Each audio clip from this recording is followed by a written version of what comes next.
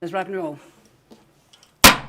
Good morning, everybody, and welcome to another edition of the Senate Committee on Commerce and Labor for the 81st Legislative Session. Before we begin, please be sure to mute your microphone when you're not speaking to minimize the background noise. And Madam Secretary, please call the roll. Senator Hardy. Here. Senator Lang. Here. Senator Neal. Here. Senator Pickard. Here. Senator Scheibel. Senator Settlemyre. Here. Chair Spearman. Here. And Senator Scheibel is presenting this morning, so mark her present when she gets here. Okay. Welcome to our audience that's joining us remotely and anyone listening over the internet. Today we will be hearing Assembly Bills 130, 227, and 308. A few housekeeping items. As you know, the legislative building is now partially open, and therefore some presenters may be here presenting public testimony in person, through Zoom, or through video conference or by telephone. There are various ways that members of the public can engage with us and participate throughout the process, and these include registering to participate through Nellis, where you have an opportunity to testify on a bill, request to join a meeting in person, or provide public comment. You can submit written comment. You can share your opinion via the legislator's opinion application on Nellis, or viewing committee meetings online through Nellis or in the legislature's YouTube channel.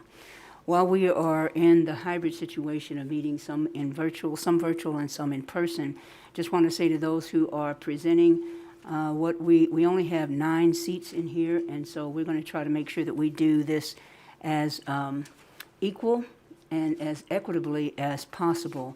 And we'll try to make sure that we have it evenly distributed between those who are for and those who may be in opposition. And there will also probably be a possibility that if you have more than that, and it takes more than just 2 or 3 of your folks, then you very well may be playing hot seat, which means that someone may come to testify, but you'll have to leave the room because we cannot at any time have more than 9 people in here. So I hope that you all will understand that, and we can get busy with it.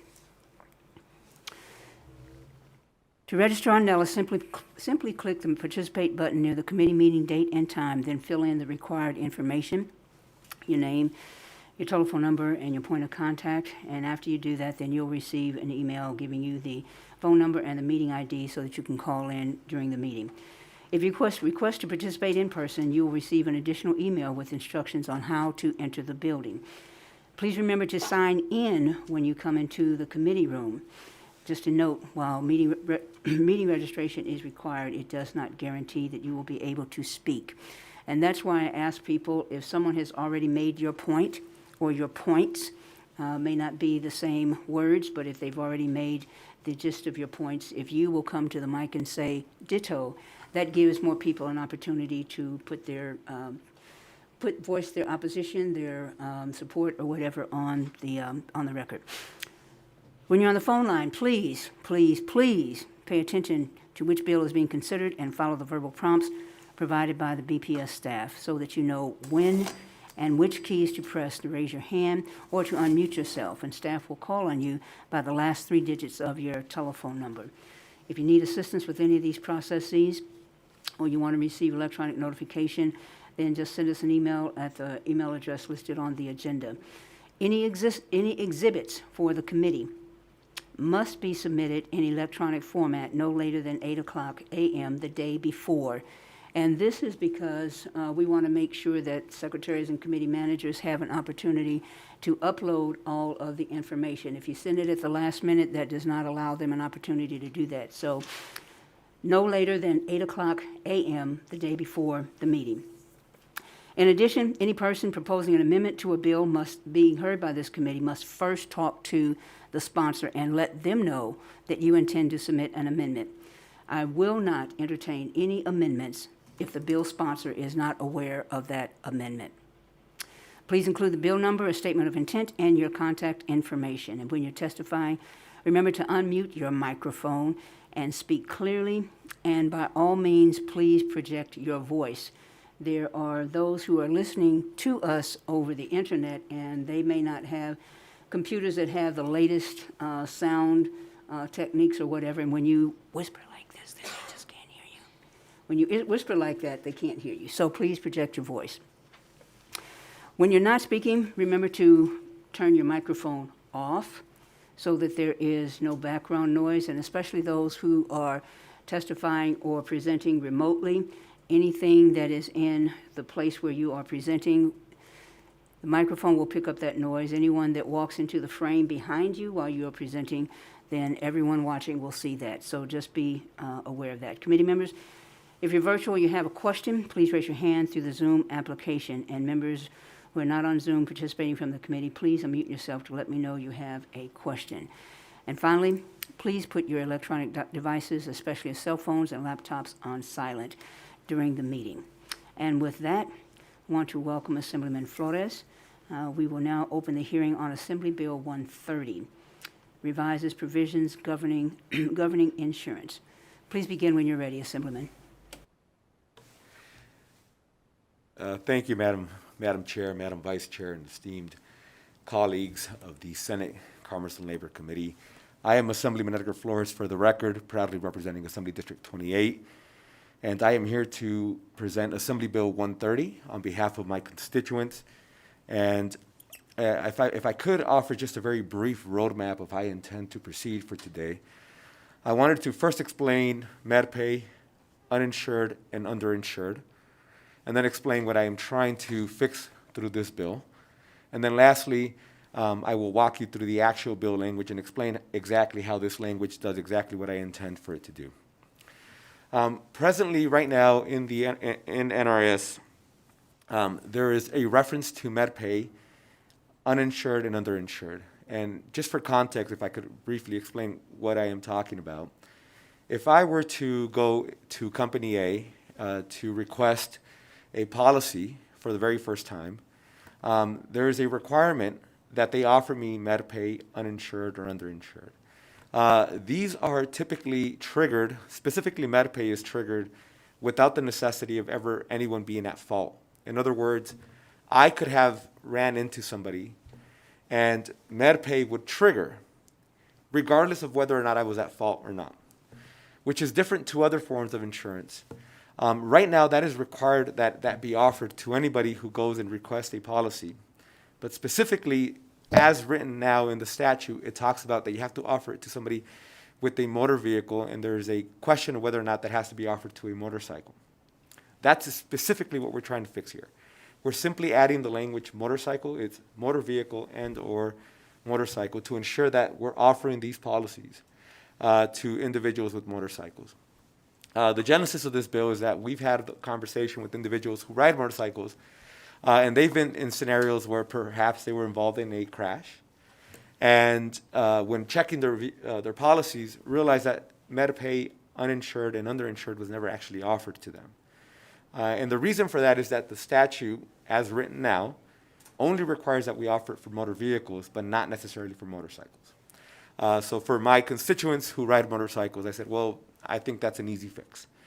Uninsured and underinsured, specifically uninsured and underinsured, you'll see that reference in page 2 of the bill.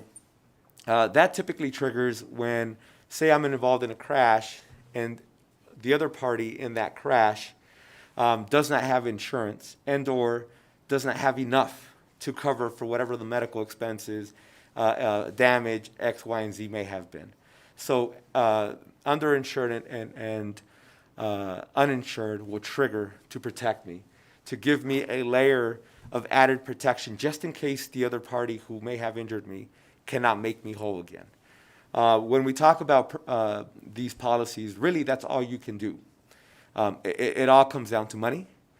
Unfortunately, an individual that may have been injured cannot be made whole in any other way, and so we tend to fix things by providing them some type of coverage financially. And so all we are doing in this bill, and I'll walk you very quickly through it, I'm looking at page 2, section 1, line 22, we're adding the word or motorcycle to passenger. It says passenger car or motorcycle, and that's referring to uninsured or underinsured. And then if we go to page 3, You'll see again in subsection 3 where it says or motorcycle, and that's adding the verbiage of or motorcycle to MetaPay. That is all we are doing. We are not changing how policies work. An insurance company is not required to, one of the questions that I've received in the past is, well, how will this work? Very simply, the insurance company will say, you want uninsured, underinsured, or MetaPay. They will tell you how much that costs. They offer it to you. You as the consumer decide whether or not you want it. Done. It's not mandatory in the state of Nevada. It's simply by adding it to the NRS now, we're simply making sure that it is an option. And should you want to, as a consumer, can purchase it. And if you don't want to, you don't have to. Madam Chair, I hate to use this phrasing, but that's really all this bill does. And I am open for any questions. Thank you. So, Assemblyman, do you have anyone else who is presenting with you, or? Okay. No, Madam Chair. Okay. So, committee members, Senator Pickard. Thank you, Madam Chair, and it's good to see you this morning. Assemblyman Flores, I know you know that I've handled personal injury matters, and so this is, it makes perfect sense to me, except the change in Section 2. I'm not, and it's probably simply the way I'm reading it, but we're saying a policy of insurance providing coverage arising out of ownership, maintenance, or use of a motor vehicle other than a motorcycle, which is delivered, and then it goes on. And so I recognize this is talking about airbags and the like, but I've been told in the run-up to today's meeting that we're starting to see airbag-type technology being applied on motorcycles. And I'm wondering if this exclusion is merely to try to keep the language regarding passenger cars clean, or if we're deliberately excluding motorcycles even if those technologies are developed. Thank you for that question, Senator. Through you, Madam Chair, Assemblyman Edgar Flores, for the record. Thank you for that question. So my understanding is exactly what you just indicated. It is for the sake of just keeping the statute clean, and as understandably because it refers to airbags, and we are not quite there yet with motorcycles. That is specifically why that language was written in that way. Thank you, Senator. That's what I figured. I just wanted to make sure I was clear. Thank you, Senator. Thank you, and thank you, Madam Chair. Senator Settlemyre. Thank you, Madam Chair. Should we just discuss the concept of, I'm looking online, because we've had some discussions, I know at the DMV, talking to individuals, whether it's a car, whether it's a motorcycle, or what is it? So I wonder, would you want to think about discussing, or do you think this will get all categories? A car in particular I was looking at is called a Trigo EV, and they don't know whether it's a car, a motorcycle, or it's both. And so I was just curious, your thoughts, will this be able to cover the unknowns, or do we need to think about adding in and all miscellaneous vehicles that travel the speed limit? Thank you, Senator, for that question. Through you, Madam Chair. Just go direct. Thank you. Thank you, Senator Settlemyre, Assemblyman Edgar Flores, for the record. I had this question in the past with legal, specifically as to even off-road vehicles. I specifically am I love outdoors, and sometimes, some folk will ride a side-by-side in other forms. This specifically does not cover that, and I know that to be the case. That was not intentional. What I mean by that is I specifically had the conversation, and we wanted to make sure it was simply what was covered on our everyday road. And that's why we're adding this specific language. But I do agree with you that this is not all-encompassing. Passenger car and motorcycle is narrowly tailored and does exclude some specific sections. I know our legal could potentially jump in and offer some additional verbiage to that. But my understanding is things like off-road vehicles and things like that would not be covered. So it is narrowly tailored just to passenger car and motorcycle. I appreciate that, Assemblyman. I'll send you the email with the article online. There's a category of vehicles that are slipping through. They're not off-road, but they're in between. They're not really a motorcycle, and they're not really a car. And that was just my concern. Understood. Thank you. Thank you. Madam Chair, I'll commit to checking with legal on that specific hybrid of vehicle. I specifically thought, Senator, that you're referring to like off-road vehicles and things like that. But if there's a hybrid type of vehicle that falls between a passenger car and motorcycle, I will speak with legal and make sure that we encapsulate that as well through the NRS.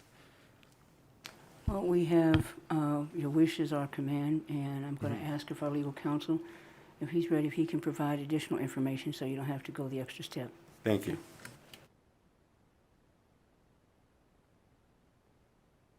Thank you, Chair Spearman. For the record, Will Keene, Committee Counsel. So for the purposes of the bill, you can see at the bottom of that very long first section, it's on page 3, lines 37 and 38 with regard to motorcycles, and 39 to 40 with regard to passenger cars. Those are defined terms. And when you look back to the definitions, a motorcycle is defined in statute as every motor vehicle designed to travel on not more than 3 wheels in contact with the ground, except for vehicles which are electric bicycles, electric scooters, tractors, or mopeds. And then, which is also relevant in the existing language, the definition of passenger car is perhaps a bit broader than people might naturally think based on the term passenger car. But what the term reads in NRS is that a passenger car means a vehicle designed to carry 10 persons or less, except a motorcycle, an electric bicycle, or electric scooter, or a moped. So a passenger car, I think, is much more broad than people might think. And the motorcycle includes 3 wheels or less. Thank you, Madam Chair. Thank you. That address your question, Senator Selmer? Okay. Senator Thank you, Hardy? Madam Chair. Thank you, Madam Chair. That answered my question. And even if we don't have a law that precludes an insurance company from offering a coverage, as much as this allows them the opportunity to make sure they know that it's available so they can access it if they want to, as I understand it. Thank you, Senator. Assembly Medical Flores, for the record, that's absolutely correct.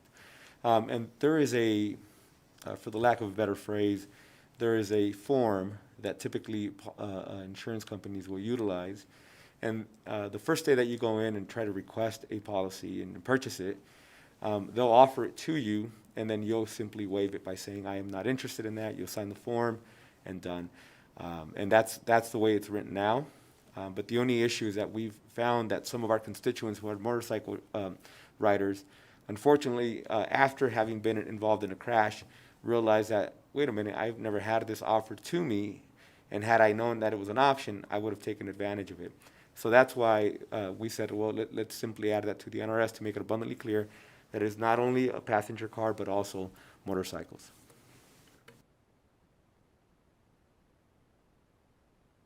Vice Chair Neal? Thank you. Thank you, Madam Chair. So I had a question on, it's really in section 1, but it was the discussion around the umbrella policy. Since you're inserting motorcycles in, right, umbrella policies typically cover a person who you give permission to ride on your motorcycle or that extra liability, right? And then there's also negligence and damages attached.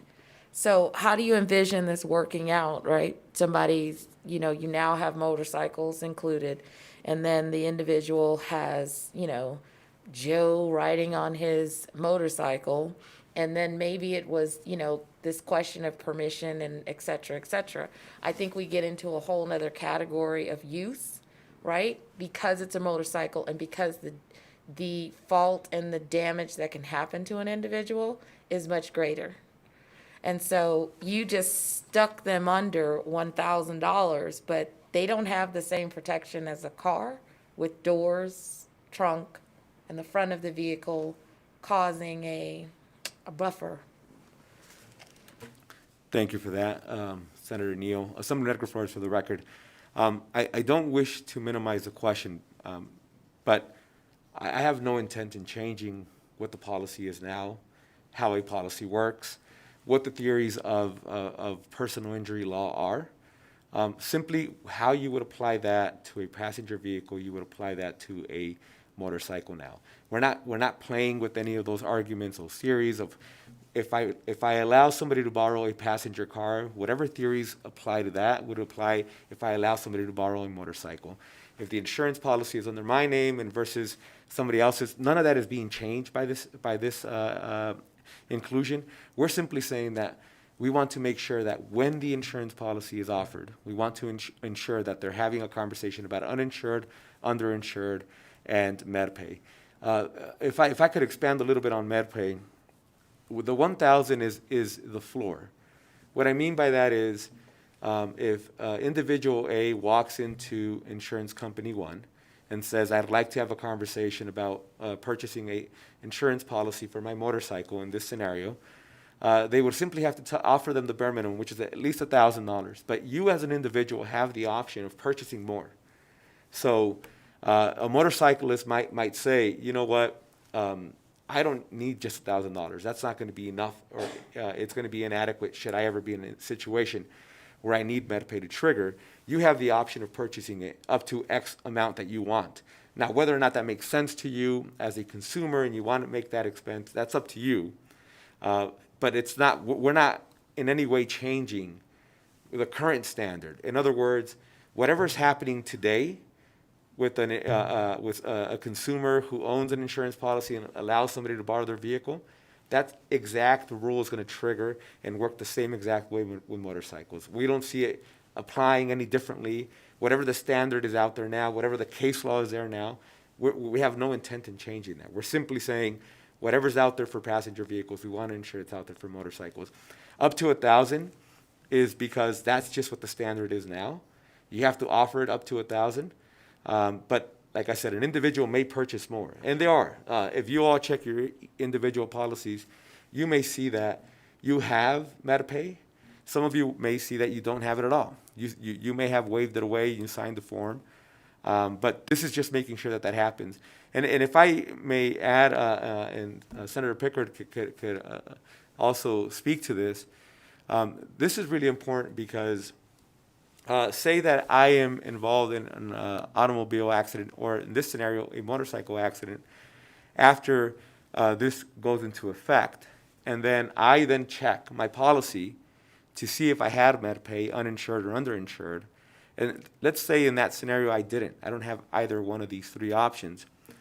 But maybe I'm represented by counsel, and counsel checks and realizes, wait a minute, it was never even offered to you. You never waved it away. It was never even put on the table for you. Under this statute, and the Commissioner of Insurance can speak to this as well, you're automatically entitled to $1,000 of coverage because it should have been offered at a bare minimum. So this is also another additional layer. So when you don't offer it, it automatically triggers, and that because you failed to do that, there's automatically $1,000 there that's available to the consumer for that as well.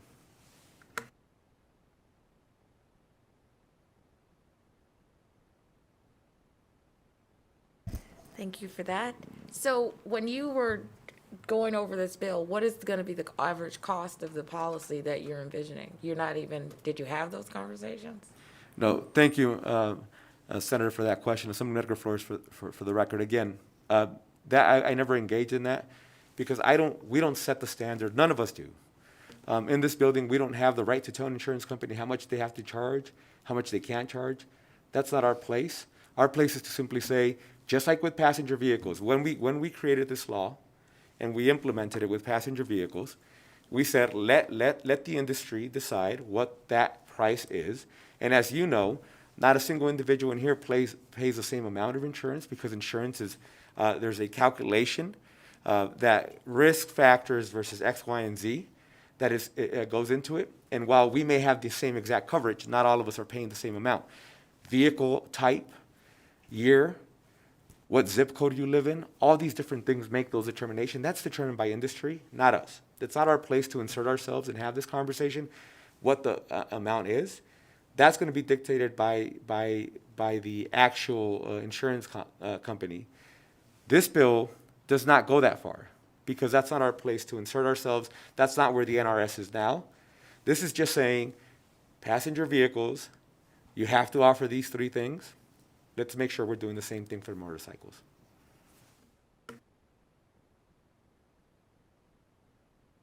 Thanks, Madam Chair. Senator Pickard? Thank you, Madam Chair, for the second opportunity. Assemblyman Flores, I just want to make sure I understand a comment you just made in response to my colleague's question regarding your comment that if MedPay is not in place at the time of the accident.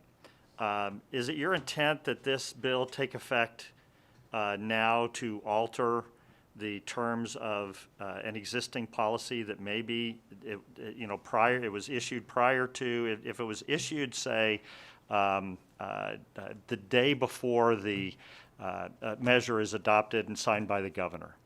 And because we don't have a stated effective date, it would be implied to be October 1st of this year.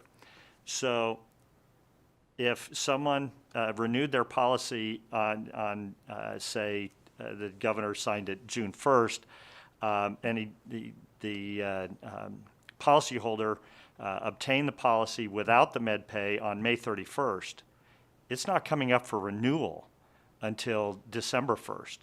So if they were in an accident between the period of October 1st and December 1st, is it your intent that this bill would ultimately alter the terms of that policy? Thank you, Senator, for that question. Now, Assemblyman Becker Flores, for the record, and our legal can jump in and correct me where I am wrong.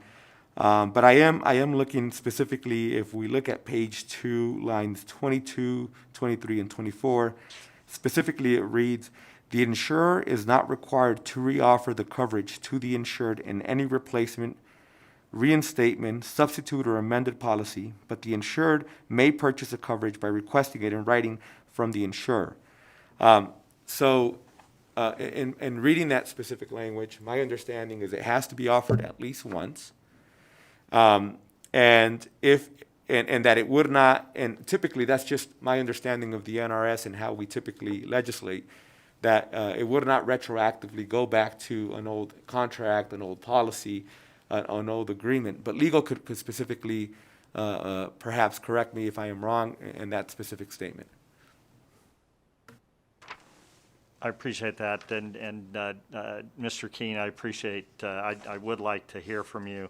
I just, that paragraph deals with a future renewal period, and I'm talking about that narrow window of opportunity here that actually nothing has happened yet. Renewal hasn't been requested. The policy exists as it was previously written, and so it's probably one of those tiny little opportunities, but I want to make sure we address it on the record. So thank you, and Mr. Keene? Thank you, Thank Senator. you, Mr. King. Thank you, Chair Spearman. For the record, Will Keene, Committee Counsel. Yes, the bill is effective on October 1st because that's the default date when no other date is specified. So it will be effective on October 1st, 2021.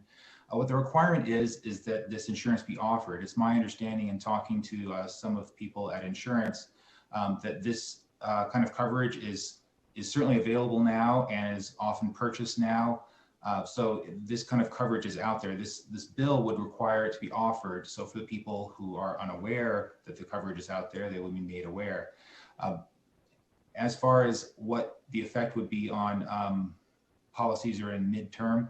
So generally bills, if they don't otherwise state, only operate proactively. So as I read the bill, if an insurer sold a policy to a motorcyclist and that was before the effective date, October 1st, then the requirement would simply be that on the renewal or when the insurer sold a policy after October 1st, that then this requirement would be in place and the insurer would have to have offered it.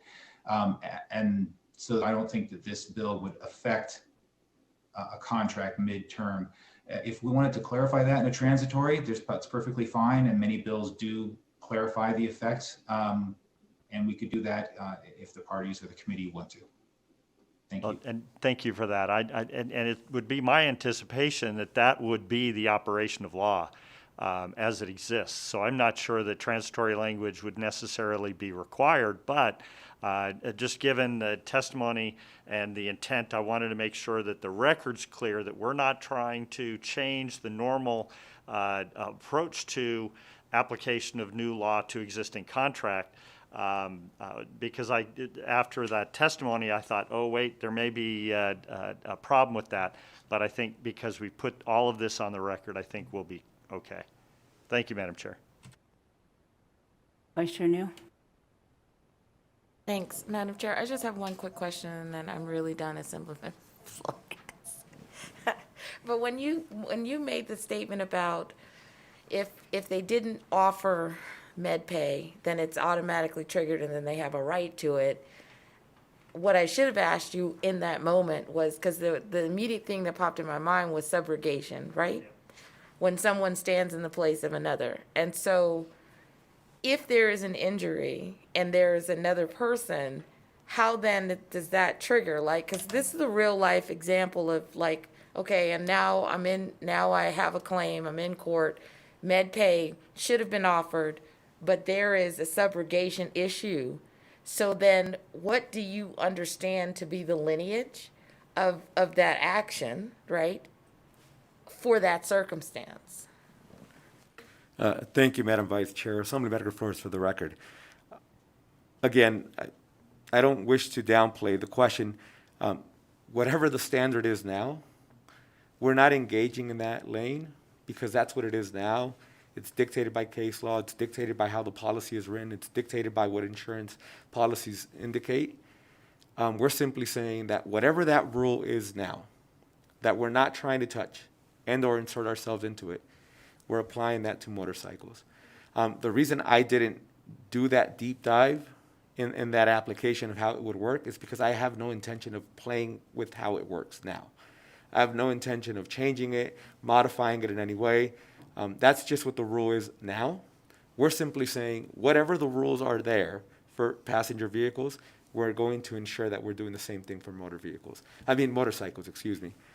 So that's why I didn't get into that deep dive and that specific breakdown and the many scenarios that could honestly occur where if you own the motorcycle, you borrow the motorcycle, you live in the household and the motorcycle was borrowed to a son, daughter, wife, husband, all these different hypotheticals, and there's many of them.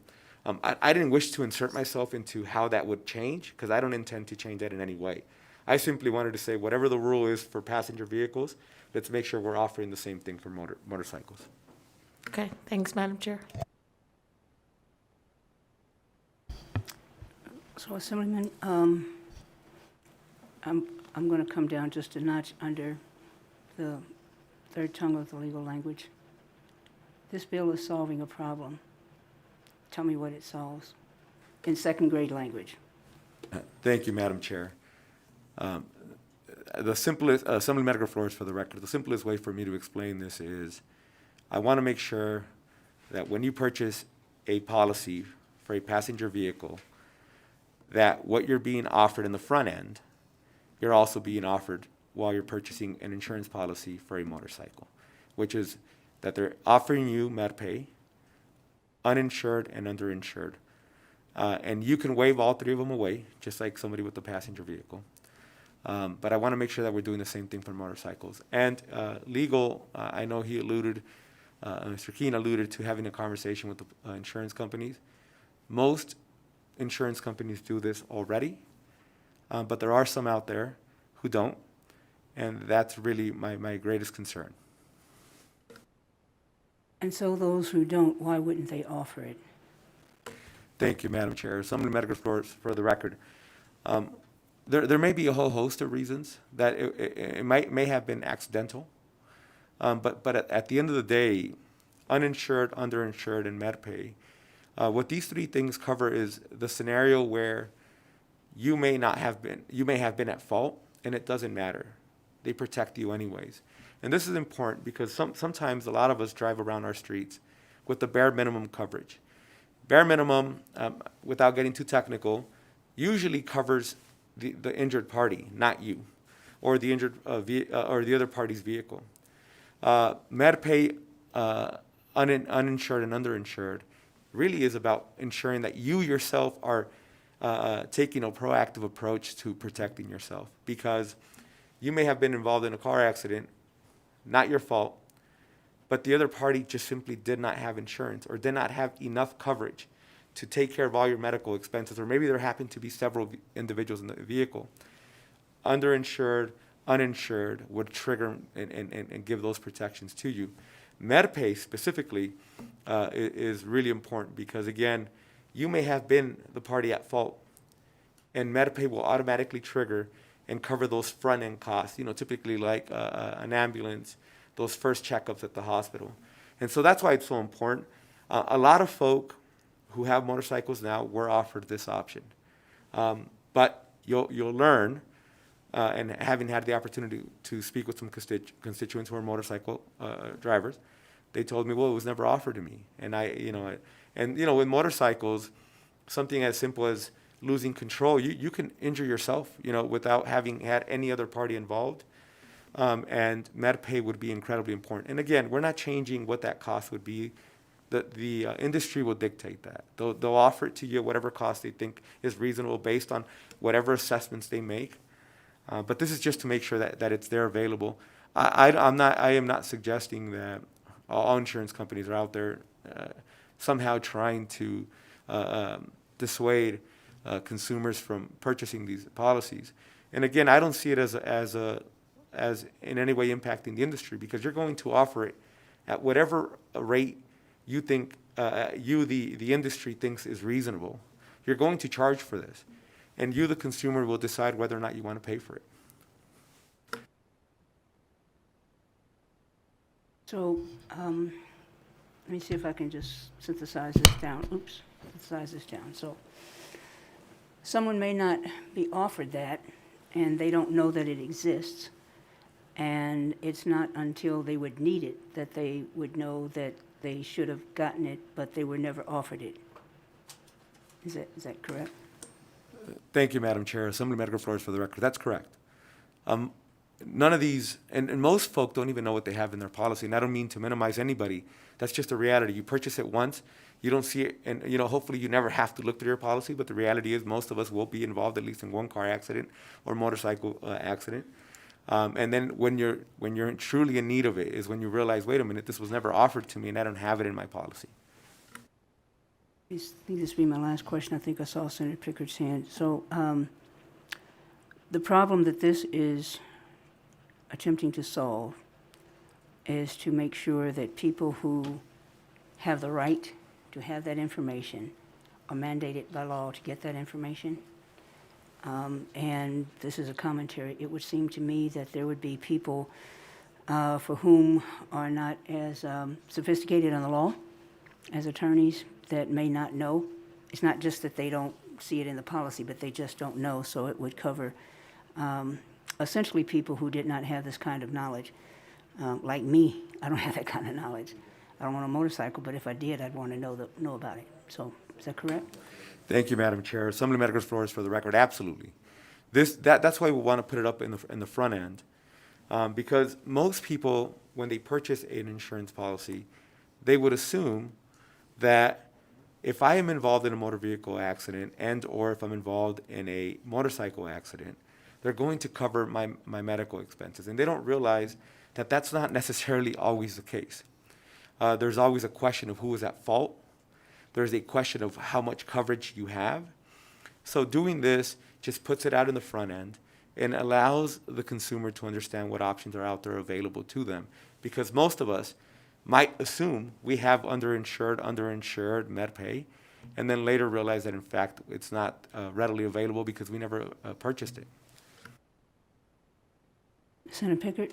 Thank you, Madam Chair. And Assemblyman Flores didn't ask me to help present the bill, but in answer to your question, I think it might be helpful to understand the genesis of MedPay in the first place. The whole idea behind it was to be able to get the injured party the ability to get some of their medical payments made early. And so with some legislative prodding, there was this offering that insurance companies would offer this in order to protect whomever was involved in the accident, get them the initial medical payments that they needed in order to get them on the road to recovery. And frankly, I didn't realize this wasn't required of motorcycles. This is about protecting everyone in the accident before fault is even discussed or determined. So this, to me, makes sense, but I don't want to be a presenter on the bill. Thank you. Thank you. And I guess I should have prefaced the question with, I think I understand, but I need to make sure that everybody understands. It's a lot easier for me to not take myself so seriously than it is to impugn the understanding or intelligence of someone else. So, thank you. Additional questions? Okay, don't see any additional questions. Broadcast, let's go to public comment, and we will go with 15 minutes per, 2 minutes per individual. And remember, if someone has already said what you want to say, whether it is the exact language or that wording, if they've gotten the thought across, please come to or open up your phone and say ditto to whoever covered your thought. That gives more people an opportunity to get a word in. So broadcast. Thank you, Chair. Good morning. If you would like to testify in support of AB 130, please press *9 now to take your place in the queue.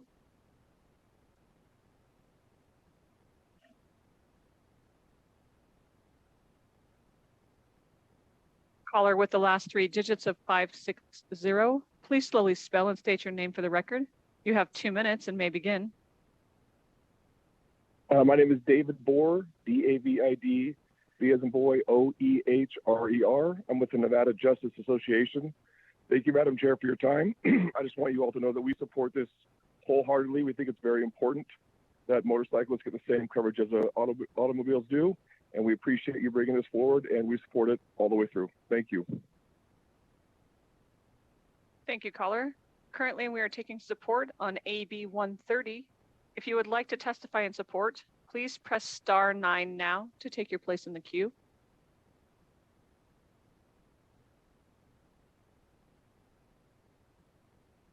Chair, you have no more callers in support at this time. Let's go to opposition. 15 minutes. If you would like to individual. If you would like to testify in opposition of AB 130, please press *9 now to take your place in the queue.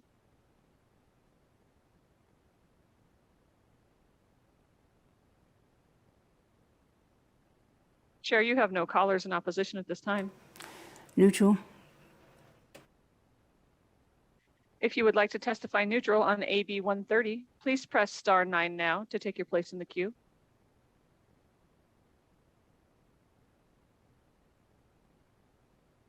Chair, you have no callers neutral at this time. Thank you. Additional questions, committee members? Yeah, Assemblyman Flores, I was using satire to get a point across, so please don't, I hope I didn't offend you by making it too simplistic. So we'll go to you. You have any closing comments? Thank you, Madam Chair, Madam Vice Chair. Assemblyman Flores, for the record, I just wanted to say thank you for indulging me this morning and allowing me to present before you. I look forward to working alongside of you to move along this legislation. And Madam Chair, I very much appreciate that tone and sentiment of just trying to simplify it as basic as we can. It's the easiest way to convey a point, so I'm very much there with you. Thank you. Thank you. And with that, we will close the hearing on Assembly Bill 130. And I think I saw the speaker weigh in. And if he is ready, then we are ready to take his bill. Assembly Bill 308. Thank you, Madam Chair. Yes. Speaker Frierson. Thank you, Madam Chair. Okay, we'll open the hearing on Assembly Bill 308, revises provisions relating to landlords. And Speaker Frierson, please begin when you're ready. Again, thank you, Madam Chair, members of the committee. For the record, my name is Jason Frierson. I represent Assembly District 8 in Clark County, and I'm also the Speaker of the Nevada State Assembly. I am pleased to present to you this morning Assembly Bill 308, which attempts to further balance the interests of tenants and landlords. A little bit of background information. Certainly the members of this committee are no strangers to the plight of tenants and property owners today. Even before COVID-19, the influx of new residents and resulting increase in property value caused a shortage of affordable housing throughout the state. The Aspen Institute estimated in 2020 that Nevada had the greatest mismatch in demand and supply of affordable housing, with 19 affordable and available units for every 100 extremely low income renter households. Additionally, per a national survey, 63% of Americans have been living paycheck to paycheck since this pandemic started. However, even before the pandemic, 44% of Americans were living beyond their means. This harsh reality is before this public health crisis. 40% of Americans were unable to cover an unexpected $400 expense.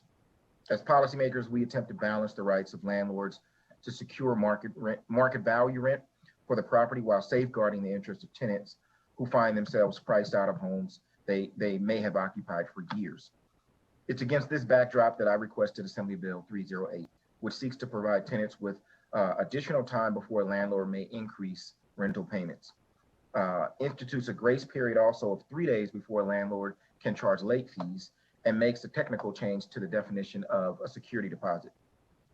Per the National Landlord Association, currently 23 states and the District of Columbia have notice requirements for rent increases of anywhere from 15 days to 90 days. Additionally, 7 states and the District of Columbia offer a grace period before late fees are charged of anywhere from 4 days to 30 days. Housing continues to be a large percentage of a family's monthly expenses.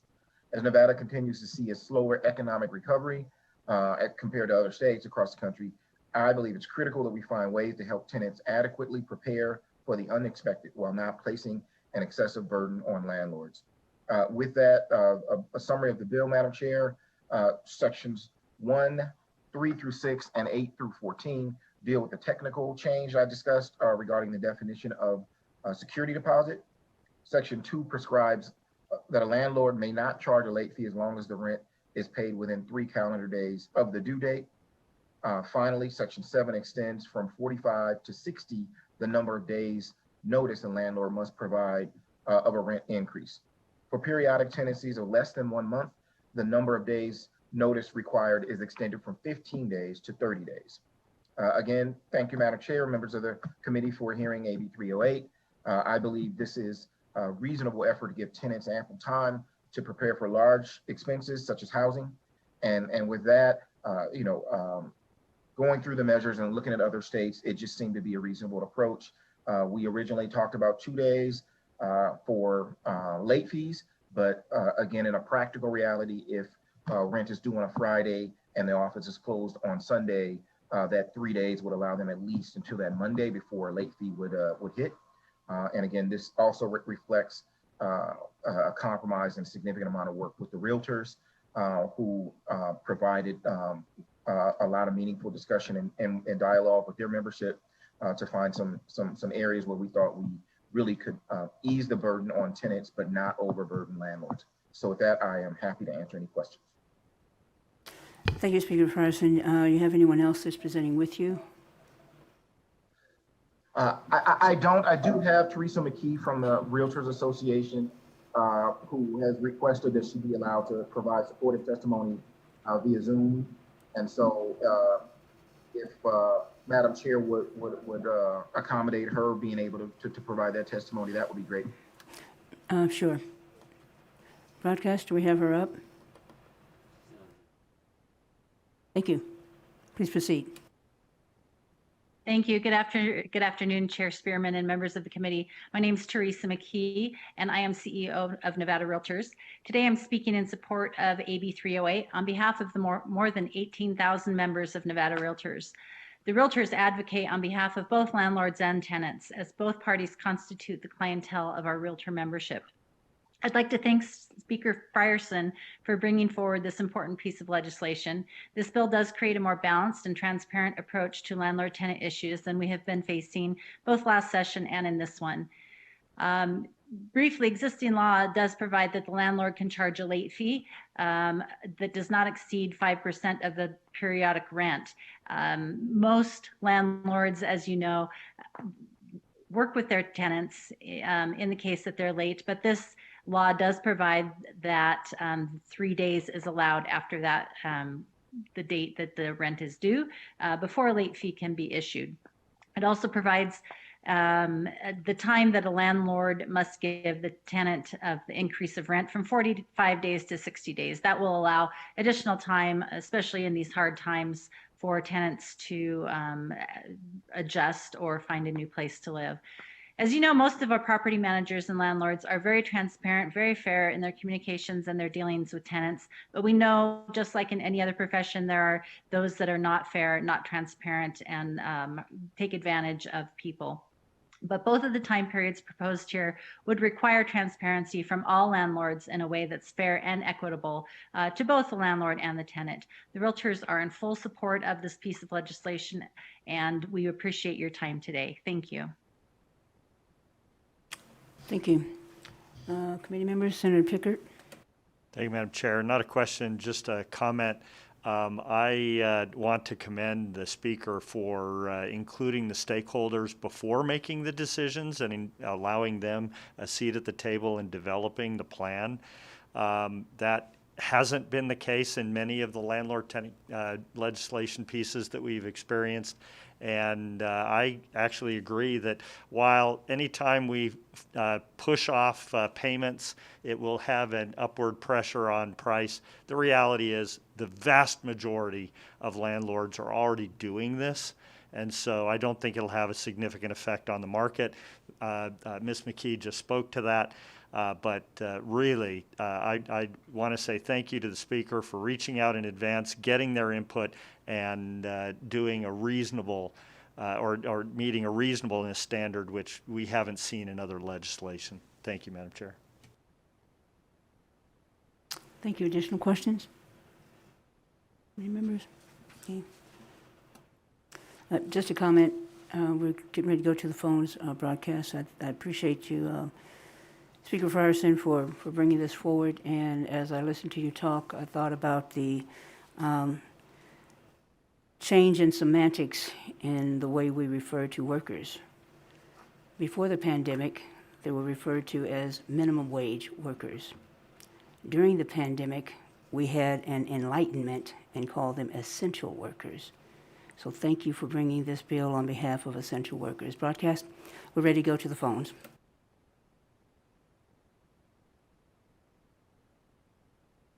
Thank you, Chair. If you would like to testify in support of AB 308, please press star 9 now to take your place in the queue.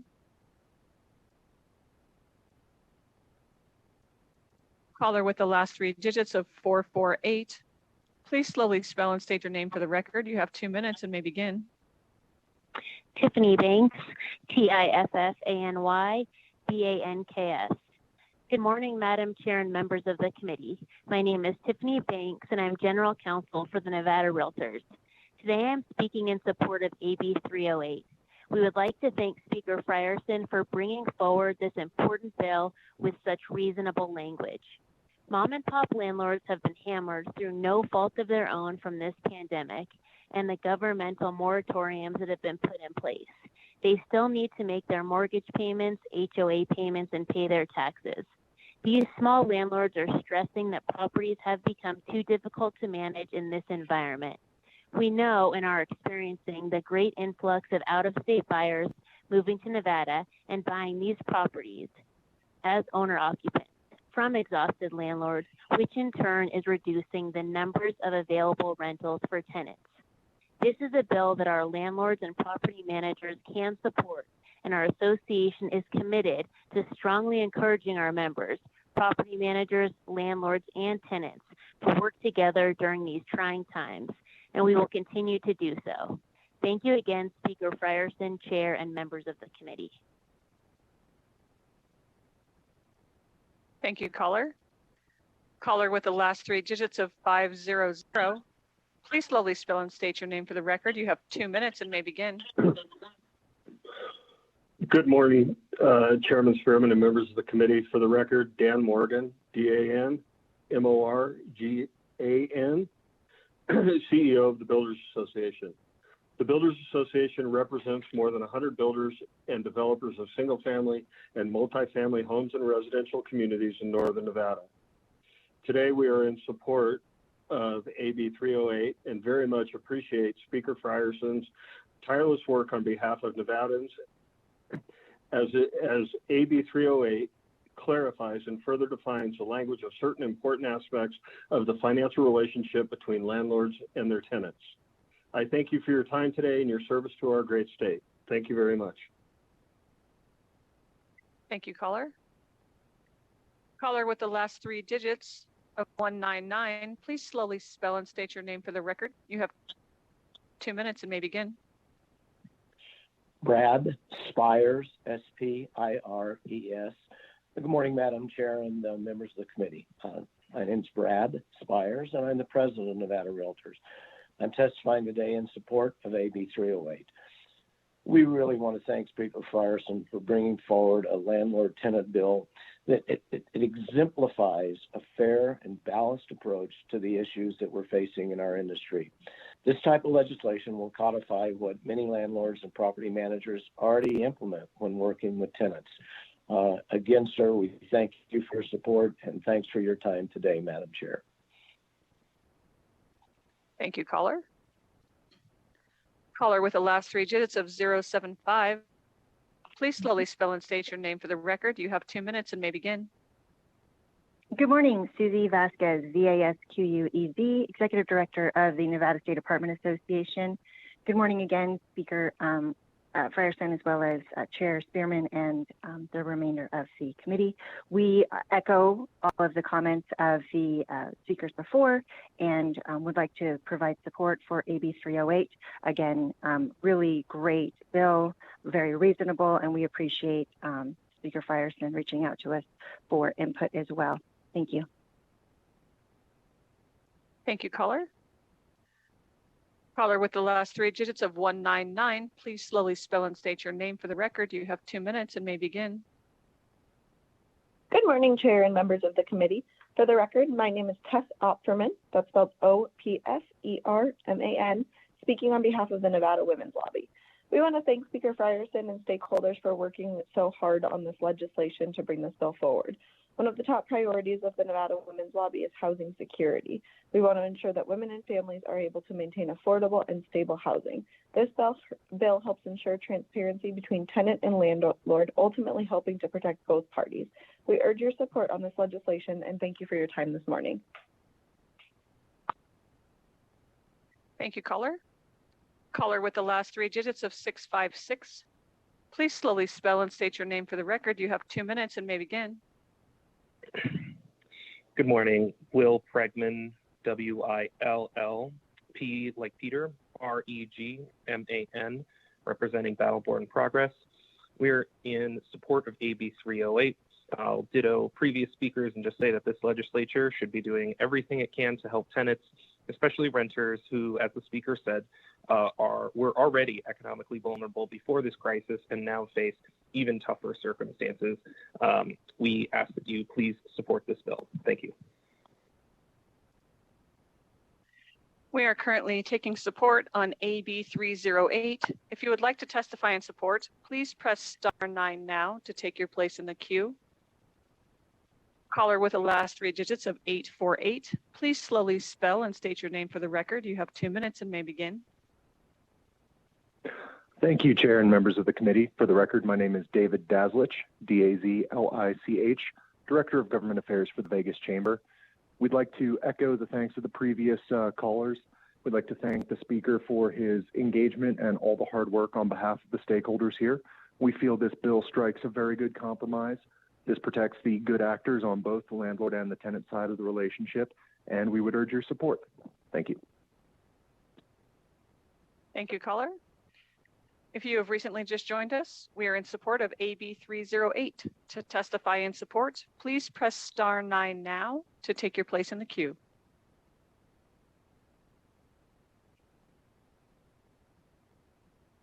Chair, you have no more callers in support at this time. Let's go to opposition. If you would like to testify in opposition of AB 308, please press star 9 now to take your place in the queue.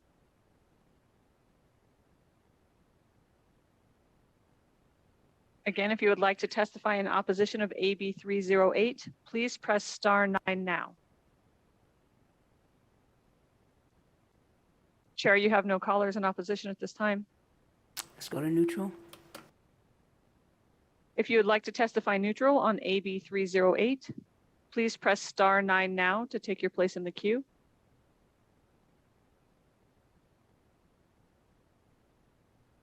Chair, you have no callers neutral at this time. Thank you. Committee members, additional questions? Speaker Frierson, back to you for any closing comments.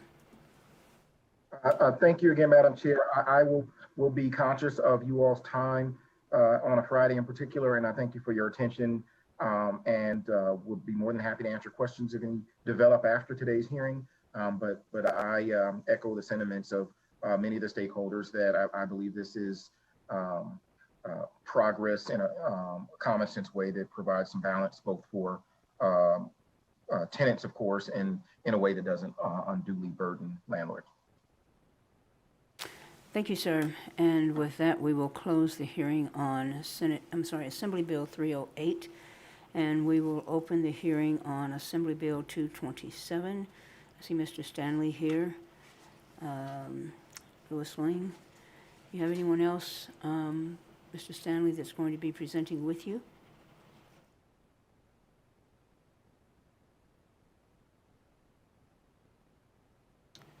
Okay, looks like not. So begin when you are ready, sir. Learned that from Dr. Hardy yesterday. I'll clean my hands before I touch the microphone.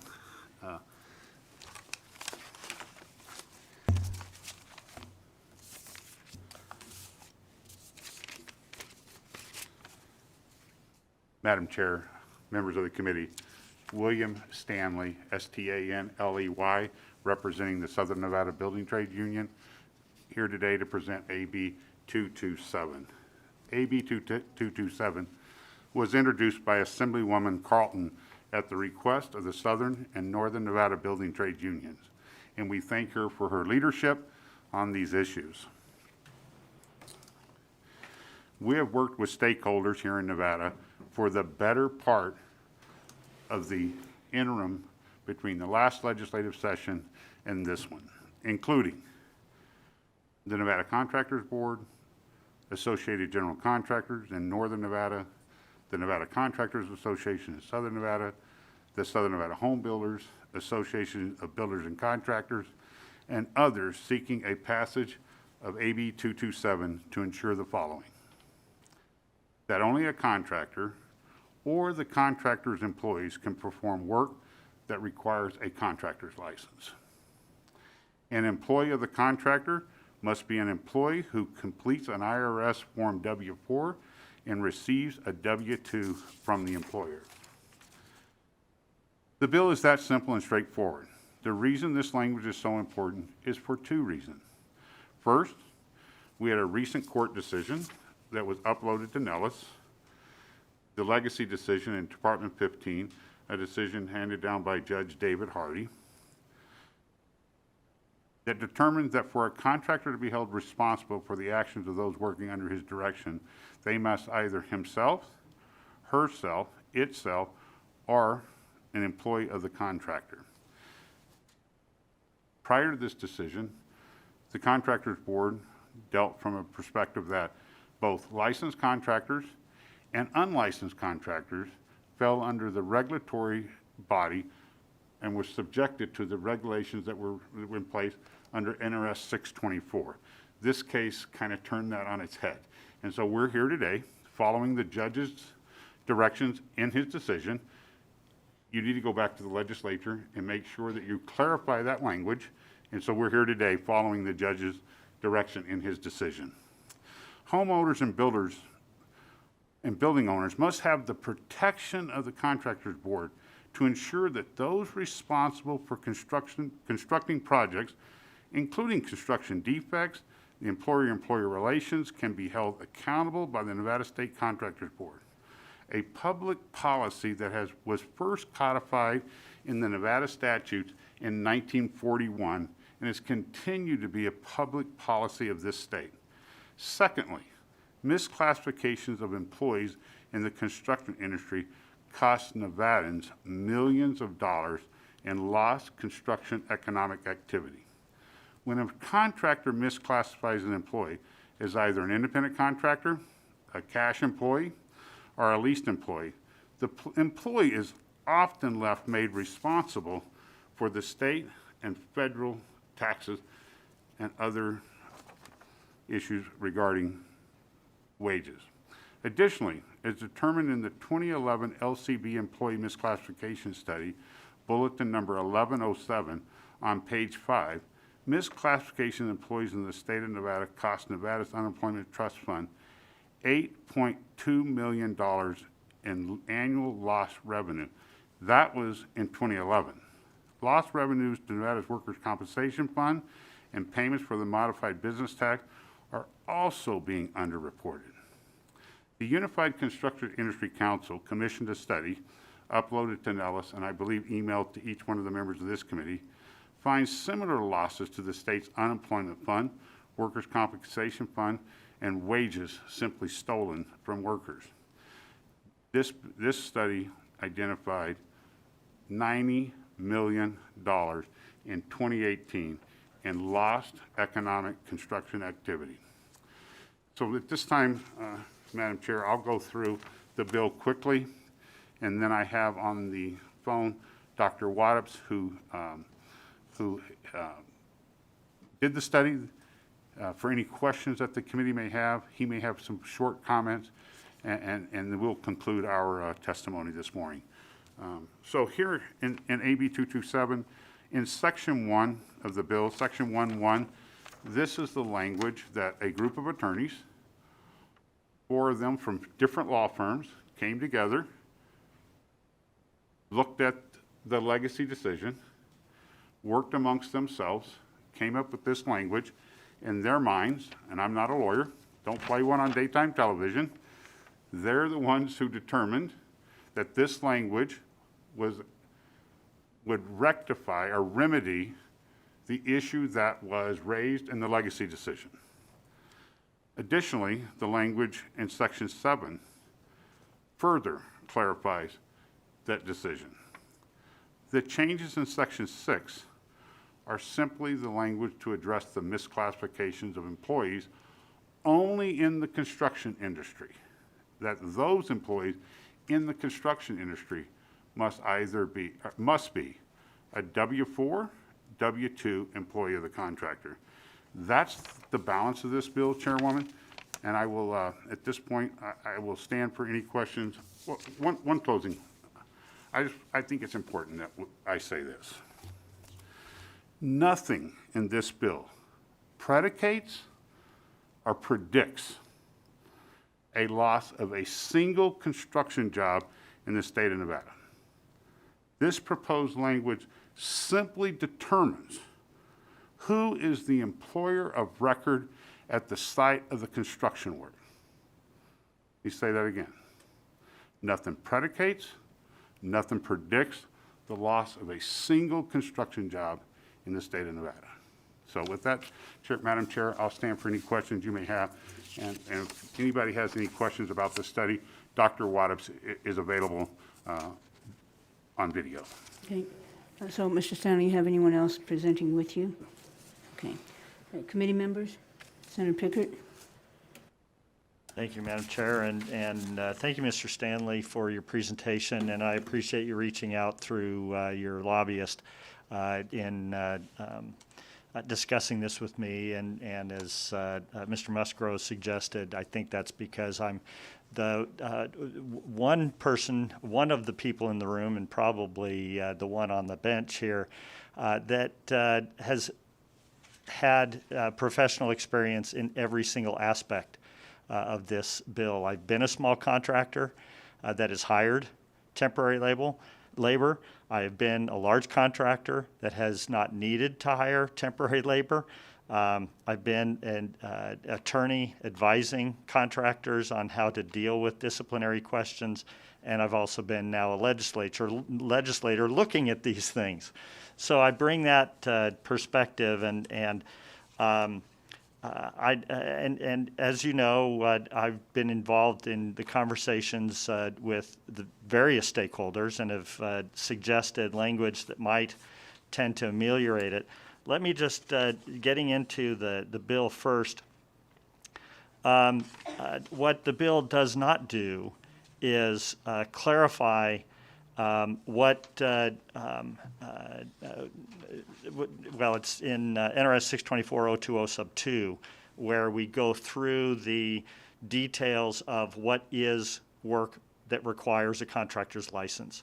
And instead, it just refers to, or it just states that work that does or does not require a contractor's license. And then when we look at the legacy opinion, which I've studied at some length, the court actually makes reference to the lack of language that really clarifies and focuses the attention on those specific issues. And thus, I've suggested we add that language to make sure that that's clear. But when you say that this does not have an effect on jobs, the one thing that concerns me is that, particularly given the ephemeral approach that the Contractors Board has taken to this, and the case even mentions that just a short period before, in a different case, they took the opposite interpretation and didn't require, in that case it was a concrete truck provider, that they didn't require a license and did not have to be the employee of the contractor where they were helping. And so my question is this: how do we not put the employment agency in a bind by saying, look, we don't have language that clarifies that this is even legal to provide these people, given the ephemeral nature of the Contractors Board, or frankly the capriciousness of their interpretations to suit their needs in the case? Wouldn't this actually disincentivize them from participating in any construction-related leasing of employees?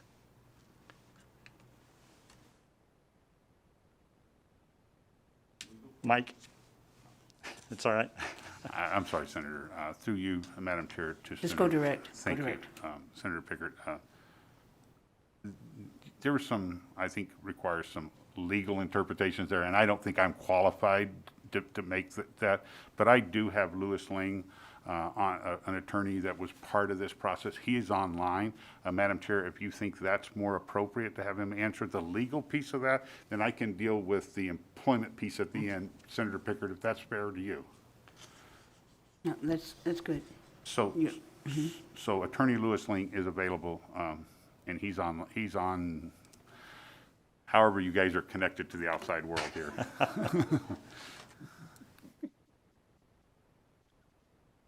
Good morning, members of the committee. My name's Louis Ling.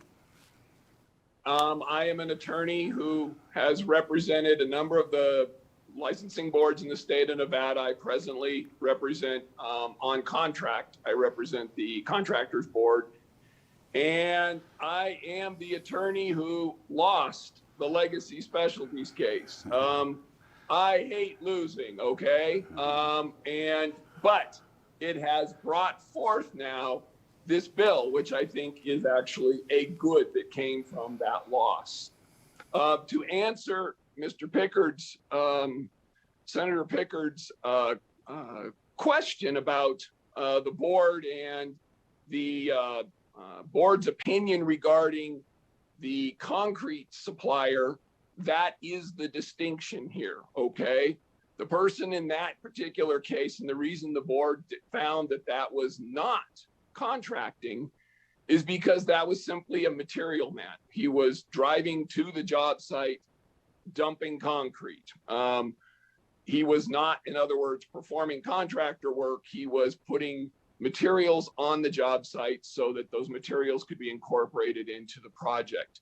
So it's a very big difference between that scenario and the scenario that played out in the Legacy Specialties case. That scenario in Legacy Specialties involved a sheetrocking subcontractor on a big project who, rather than hiring additional Nevadans to come in and staff up for this project, took a cold call from a Texas contractor. And keep in mind, in Texas, contractors are not licensed. The cold call said, I got some guys for you. I'll send them out to your job. The Nevada guy said, sure. He knew nothing about the contractor, knew nothing about the men that he put on the job. He simply said, yep, I'll put them on the job. He put these skilled tradesmen that were his employees right next to people that came from Texas on the job doing the same work without having any idea about the quality of the work he was going to get. The way we ultimately ended up with the case, the contractors board, is the Texas contractor, after these guys moved out from Texas to live up at Lake Tahoe, the Texas contractor stiffed the employees. They did not get paid for their work. They had to file a complaint with the labor commissioner's office. And then we got that referral over from the labor commissioner's office because the labor commissioner's office realized that this was an unlicensed contractor putting people on a job site in Nevada. So we took our action. Judge Hardy did in fact instruct us through his decision to do what we're doing right now. Come up with a bill, fix this using the bill, and clarify the state's language. I believe that's all we've been trying to do through the interim as we have been negotiating the language of this bill with all of the stakeholders that came to our meetings. We've been working on just making it crystal clear what the expectations should be in terms of who gets put on a job site working for a Nevada contractor. You have long said, the legislature has long said, the language you've used throughout 624 is employee of the contractor. We have always interpreted that to mean a W-2, W-4 employee. It has literally been only in the last 2 or 3 years that we've seen leased employees showing up on job sites. And so that's why we have to address that through this bill. Well, I appreciate that, Mr. Ling, and it's good to see you again. I guess the thing that I'm not sure I understand, I guess I would interpret or characterize the interpretation a little differently, and certainly the judge did, when the judge said the board's interpretation of law must be grounded in an objective, knowable standard that allows a contractor to choose compliance or noncompliance. A contractor should not learn of the board's legal interpretation only after being charged with disciplinary misconduct, and a new ad hoc rule of enforcement should not be created through a retrospective process. And then he goes on to say, while the Ortega Concrete decision has no precedential influence in this dispute, it is relevant to note the position of the board takes now is different than the position it took in Ortega Concrete when it asserted the pumping company was not required to be licensed as a contractor. So we end up in a situation where the judge has said that the board's position has materially changed. In fact, he said elsewhere that it was the opposite of the position the board took. And in fact, the contractor, the concrete pumping contractor, was delivering goods and helping to place that on the project, which is affecting the work, the structure, looking back at NRS 624.020 sub 2, where there was no evidence that he distinguished between the agency. They were not a contractor. They did not contract for this work. They provided laborers And there was actually no evidence that those particular laborers were ever on the job site. Although I think at the end it came out that yes, they were, they didn't get paid. But I would take exception to your characterization that they didn't get paid. They did get paid. Legacy paid them. They made them whole. And so I think that while I agree that the court is saying, yeah, we need some clarity in the law, the court is also saying that we need to make sure that the language is clear to avoid the board's ability to make, as he said, ad hoc rulemaking. In other words, they made it up as they went. And so I think that the language that we're talking about is important to change. I think it is important that we make it clear, but I think that also extends to making sure that the law is clear as to what the expectations are.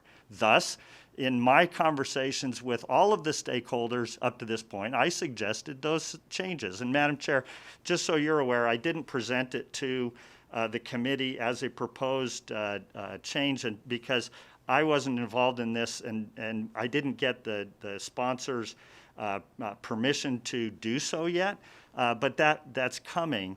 At the end of the day, I think it's important to note that a PEA, the employment agency, is not a contractor. They are providing labor to a contractor unless they step in and they contract. They bid a job and they contract on the job. That's an important distinction, and thus this bill has an opportunity to clarify that and make sure that I guess I'm speaking from the position of the small contractor. I have used these agencies, I have supervised them, and then we go forward. So I'm sorry, Mr. Stanley, I want you to answer the second part of Hold my on question. just a minute. Senator Pickard, you mentioned something about an amendment, and you know my rule. Unless you have talked to the sponsor of the bill, we don't even entertain it now. Exactly, Okay? and so I referenced that simply because Mr. Stanley is aware of it, and the other stakeholders are aware of it, and it's offered as a suggestion to clarify language. And so I agree, Madam Chair, that is the intent. I'm not bringing it as an amendment until I've had a chance to talk to Assemblywoman Carlton about that. So I am trying to follow the rule of this committee. Thank you. So we won't mention that again because the sponsor has no knowledge of it? Well, no, everybody here, and I'm assuming that... Excuse me, Senator Pickard, if you've not talked to Assemblywoman Carlton, the amendment does not exist. I understand, Okay? Madam Chair. Thank you.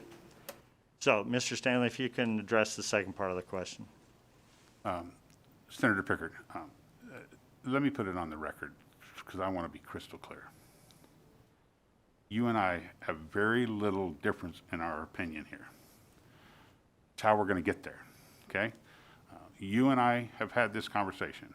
I think we are 100% in agreement on we believe that we're not trying to expand the scope of the Contractors Board as it currently exists, that those individuals who are licensed contractors perform the work and the scope that is defined. There is a scope of work that is performed at the construction site that 624 does not currently contemplate that they need a contractor's license, and you and I are, I think, at 100% in agreement. We're not trying to capture those people. I agree with you. If there is language that clarifies this further, then the 4 attorneys that got together during the interim, I'm sure Assemblywoman Carlton would love to have that conversation. I'm smart enough and been in this building long enough to know I'm not bending a legislator's bill or agreeing to it, okay? I'm simply here presenting the bill. I think we understand each other and we had that conversation. Is that appreciable? Now I'll answer your question, okay? Yes, you're spot on. That was our conversation, and so just to satisfy the chairwoman's concerns, we are not proposing anything. We've just had a conversation. Thank you. So about where we are here today, and I sincerely appreciate the conversation, as I had with each one of you. Senator Hardy, Senator Steinmeier, Senator Lang, Senator Neal, and Senator Scheibel. I appreciate the time you've given us on this bill. I think it is of grave concern. We're talking about millions and millions of dollars that are being left on the table that otherwise should be collected by this state, and we need to figure that out. And we got to figure out the piece that's the legacy, because I think everybody understands that having good contractor policy, and I agree with you, it should be clear and set forth. Contractors should not be guessing. But we've stated in this state for a long time, and this body has codified it in statute for a very long time, that it is good public policy to regulate contractors for all those reasons, right? So to answer your question, all this bill does for the temporary employment agencies, they still can recruit, they still can train, they still can do the payroll, they can do all of those things. The only thing we're asking them to do is to allow the contractor to be the contractor and to actually be the individual who pays the employee at the site of work. Nothing else in that relationship changes. Zero. We're not trying to get involved in those commercial agreements between parties. We're just simply saying, for all the reasons you know better than I do, construction defect, all those things that you know much better than I do, Senator Pickard, we're simply saying for all of those things, it is better that the folks performing the scopes of work that requires a contractor's license be in the employment of the contractor. There are other ways to get there, and we could go change 10 different pieces of other statutes to get there. And other people have proposed that to this group. We just thought it was too difficult to go change 10 different pieces of legislation when we could simply just require everyone to be an employee of the contractor at the site of work. I hope that answers the question, Chairwoman. Yeah, it does. And before we get, we were headed to Chicago, and I think we just made a U-turn to Florida. So I'd like for Mr. King, tell us what the bill says, what it is, and what it is not. Okay? I want to make sure we get that clear so that we know questions pertain to the bill. And if the questions don't pertain to the bill, then the answers are spurless too. So, okay. Thank you, Madam Mr. Chair. King, thank you. Thank you, Chair Spearman. For the record, Council. What the bill is not about is about what construction project require a contract license to perform and which do not. It is solely about once a project is a project that a contractor's license is required to perform, then that work must be performed by a contractor, by one of the employees, or by the employee of another contractor. Whether a project actually is a work that the contractor has to have a license to perform or not. It's simply about who does the work on the project. And once again, it has to be the contractor himself, one of the contractor's employees as defined in the bill, or an employee of another contractor. Thank you, Madam Chair. Okay, so those are the parameters. Committee members, please make sure that your questions are germane to the subject at hand. Otherwise, we'll get off on a tangent and we won't be able to get back. Senator Hardy? Thank you, Madam Chair. As I look at this, and I appreciate the clarification, so when I walk out of here, when I say here, I mean this legislative session, I want to know who pays the payroll tax, who pays the workman's comp, who pays the allowance for the temporary agency, who pays the skilled worker, who pays the unskilled worker, who pays the workman's comp insurance, I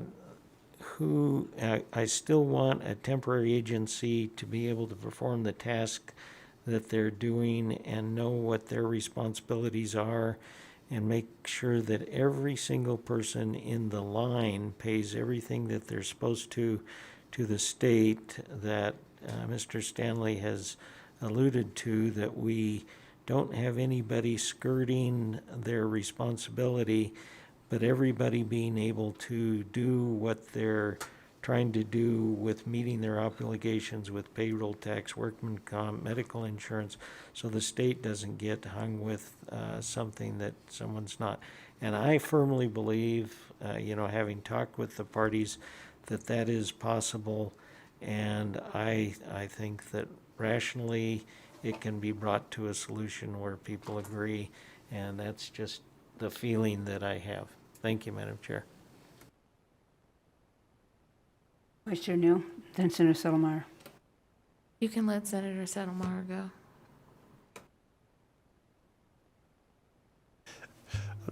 I think she wants to be the final hitter. In that respect, I appreciate being an opportunity to ask a question on this one. My question is a little bit different, I think, than most. Dealing with private employment agencies, I've worked with them through conservation districts. And I'm more worried about the smaller employers. I think the larger employers are very well versed and be able to navigate these systems. But I'm very concerned when it comes to the smaller ones. There are contractors out there that specialize in spraying weeds. And that's a seasonal thing. And if that's not done, noxious weeds will proliferate in the area and cause huge problems for agriculture. And I'm concerned that this bill has great intentions, but the effects that it has on small businesses, especially in relation to the pandemic. I've talked to some of these guys that were doing jobs like this, doing weeds or conservation jobs, installing wattles on riverbanks, pounding in rebar or forming concrete.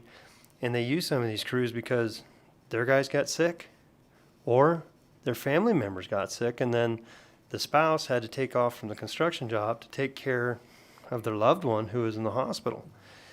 And I'm worried about that. Or somebody gets injured, so you call in a temp. And it's very common on these smaller contractors. And I'm a little concerned that your focus and your understanding is very much on the larger contractors because that's your world. But I see this bill as being very adverse to the smaller contractors, the ones that I deal with in the agricultural setting that have licenses, business licenses, contractor's license, and they do use some of these temp firms from time to time, especially up in the north where you can't find people to work. I mean, you can be sitting here paying people $20, $30 an hour, and you can't find anyone who wants to that actually just wants to work, show up on a continual basis day to day. And that's my concern, because these firms are at least required by the labor commissioner to require that the employees get paid. So I was just wondering if you've done much research into the small business, especially in the agricultural aspects that are a little bit more common in the rural counties. Senator, I think it's important that we distinguish small contractors. The average contractor in America employs 10 or fewer employees.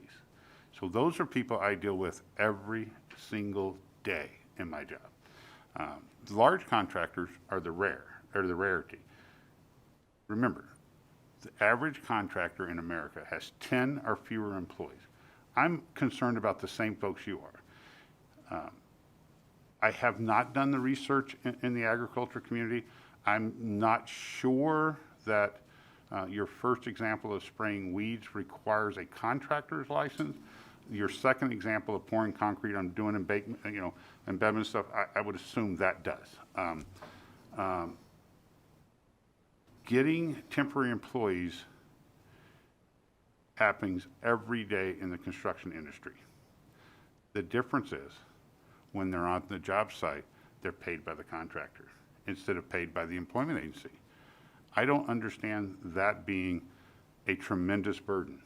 In fact, it's probably less costly because now I'm not paying the markup of the temporary employment agency or whatever that is. I'm not trying to get into that discussion. I'm simply saying that when you're on the job site, the only thing changes is that you need to be paid by the contractor who's employing you and directing your activities at the job site. What happens after you leave the job site? We have no jurisdiction over within this consideration. I hope that answers your question. I don't know the agriculture world, Senator, and you do, and I'm certainly not going to dispute that with you. I appreciate that, and thank you for answering. Let me ask the question, Madam Chair. It's just a situation when you're dealing with agriculture, you're dealing with seasonal. So these operations, such as spraying weeds and things of that nature, they'll have 5, 10 people, but only for a month or a 2-month period. And to state that they would have that person on their continual payroll is problematic. And at first, when the Conservation District and others talked about going to these type of firms, said, why do we do that? We're having to pay more money and more fees. But the opportunity to access individuals who actually wanted to work was very beneficial. I'm afraid you're going to create a situation which will actually detriment conservation efforts, at least in my world. Thank you.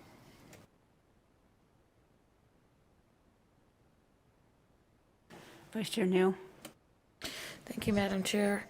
So I have a couple of questions, and I'm kind of coming at this from a different perspective, because when I was reading Section 2, which is 624.020, I immediately went and tried to, look at all sides. I understand the direction and understand the opposition as well, because the strikeout of others, right, where you say through others, and that is struck out in 624.02, that encapsulates a lot, right? That strikeout means a lot, because when I went back and I was trying to do the history, when was that word others, number one, inserted?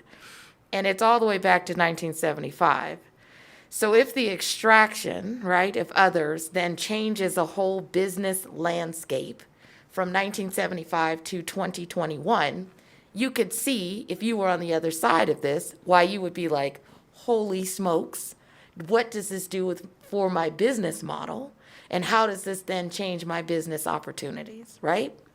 And so what I was wondering, in the context of striking out others, why did we just not try to go potentially in a different direction? That's my first question. And then my second question is tied to the case.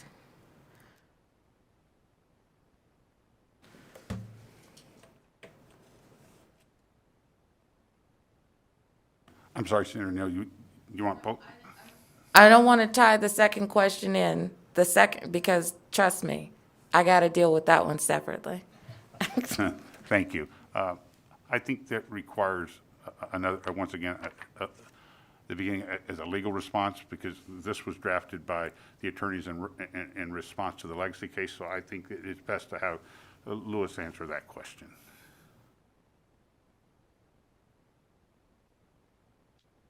Okay, thank you. I think Your name? the intent of the language Your name? as it has been drafted. Start with your name. Start with your name. I'm sorry. Yes, this is Louis Ling again with the Contractors Board. The intent of this language was to make this statute speak the way it has been enforced by the Contractors Board historically. The word others that has come up through Senator Neal's question was the loophole through which we were seeing leased employees, 1099s, cash employees showing up on job sites. And since we have always interpreted the larger Chapter 624 to require employees, because that's the language we were given by the legislature,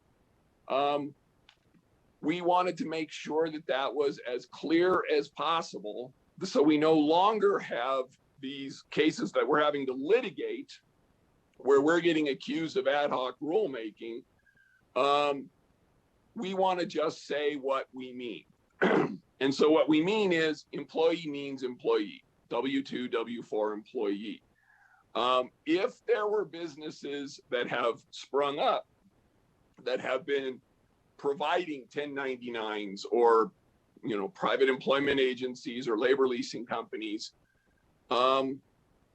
they were putting people on the job who weren't the employee of the contractor, and it was our responsibility to enforce the law as you gave it to us. So that's what we were trying to do. And this just clarifies that once and for all, as clear as it can possibly be stated, what is meant by employee of a contractor. It's a W-2, W-4 employee.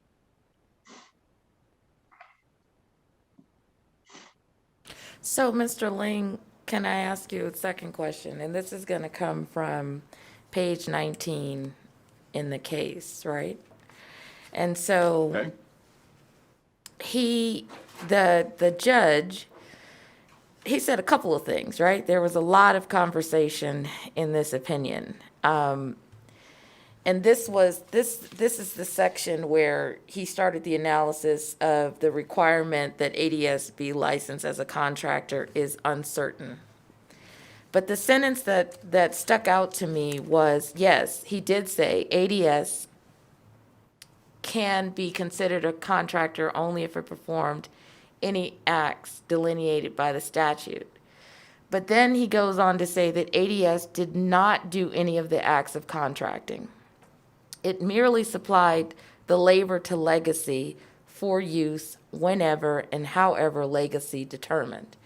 And that was the sentence that I zoned in on, because what I was trying to figure out is, in striking out others, are we now saying that a company like ADS can now no longer be in a position to supply labor, not the act of contracting, but the actual act of labor, because he seems to delineate that there is an act of contracting and that there is an act of providing labor. And I do want to distinguish that in this hearing and make that super clear about how is that sentence being interpreted and the application in this bill, right? Because if labor is okay, how does the strikeout of others allow that activity to occur? Does that question make sense? Because that's how I read it, right? That's how I interpreted that paragraph. Louis Ling for the Contractors Board, to Senator Neal. If you look at section 1, subsection 2, this is new language. That was our very intent in this language, which was to say that there would be work that could be performed under the direction of and control of a contractor, either by himself or as people are provided to the contractor and they are employed by the private employment agency that is licensed under 611040. But this is only for work that does not require a contractor's license. And this was an attempt to try to balance what we were hearing in the interim as we were negotiating this, that it is a routine thing for contractors, big and small, to need to have laborers on the job who are performing functions that do not require a contractor's license. Those might be job site cleanup, for example. We also had concerns raised with us. Well, what if my front office secretary goes out on maternity leave? Can I use a private employment agency to replace her? And the answer is obviously yes. She's not performing work that requires a contractor's license.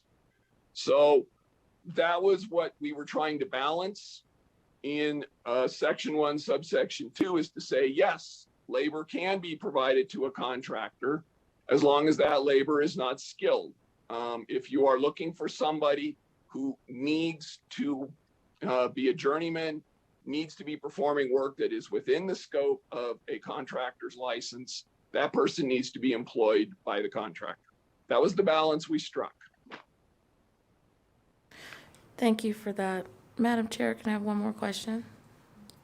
Yeah, is this the separate one from others? It is building upon Mr. Ling's statement. Okay, I know you said the second one. So was I different. asked the second one. Okay, Yeah. all right. So, so what I'm trying to get at is, and thank you for that explanation, on how you were trying to be inclusive of them being able to work as laborers. But there is a limitation there that historically has not applied.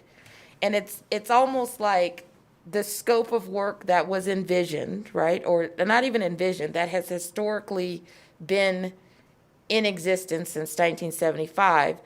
That circle of work just became super, super tiny. And my question is, if you are an employee leasing company and you typically have been able to provide skilled labor, what then does that skilled leasing company do with its business model and its existing groupings of workers when they feel like, well, I don't even know what my pathway is to become a part of this contracting company? You understand what I'm saying? Like, are there opportunities to switch and go to the other side and then be considered an employee?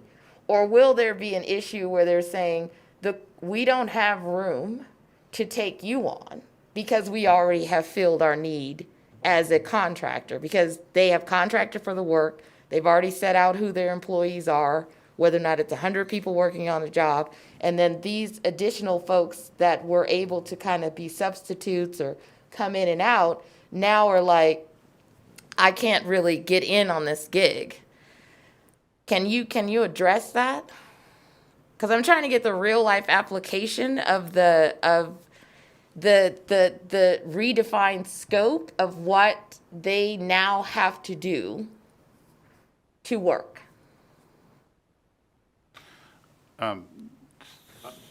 Senator Neal, Bill Stanley for the record. That happens every single day where an employer needs 2 or 3 guys or 2 or 3 individuals for a day. They're sent to the employer. The employer simply puts them on his payroll, does the work, and then sends them on their way. Construction is by its nature temporary. Every day you spend on a construction site is 1 day less you're going to spend there because they have a beginning and an end. And so that is the nature of the work. It is permanent in that you have a skill that you can apply from contractor to employer, but it is temporary in nature. And so we, throughout the industry, we have what we call short calls. They happen every single day. I go to a job site, I will be there less than a full week, and I fill in, I do what happened, because the contractor needs that ebb and flow of his workforce and able to do projects that are bigger and smaller. And so he constricts or expands his workforce through the employment of temporary labor. That is by definition the construction industry. And so individuals find their way in that and out of it every single day, both union and non-union. That is the nature of the construction business. That's how it works. And I'm just going to ask one final question, because this is what I get where you guys are going, and I understand that this is, the case left it open-ended, but you have to understand, like, in all fairness to people who are on the leasing company side, if you've been able to operate since 1975 in this space, and now this bill changes that trajectory of how you've been doing business, why a company would feel I am limited in my capacity and I'm limited in my behavior, my business behavior. And so we need to address that and ask the question in this hearing, in all fairness to people in opposition and people in support, to understand, okay, what does this mean for them? Because they have been afforded the opportunity to function in that way. And now we're clarifying that you can do cleanup, but now you have to now be under the contractor or become under this other umbrella in order to continue to exist. And I think it is proper to have the conversation and to get all of it on the record and to hear all sides so we can properly understand the business impact of what is going on in the space. Because there is a business impact. There is a model that is being adjusted and being changed, and it is not small to them. And so I'm asking that question not because I'm in favor of the opposition, it's because I'm trying to really understand how they are being impacted and all the opposition that the exhibits, it's like what, the 28 exhibits. And I'm just trying to get a full understanding of what do they do now under this bill if it's voted out, and how do they then continue to exist? And they probably are saying themselves, I don't want to do just cleanup. Like I used to be able to do more, and now my category and my scope is way small, and I need to determine if it's even profitable for me to continue to be a leasing company of skilled labor, right? And I think that's a proper question.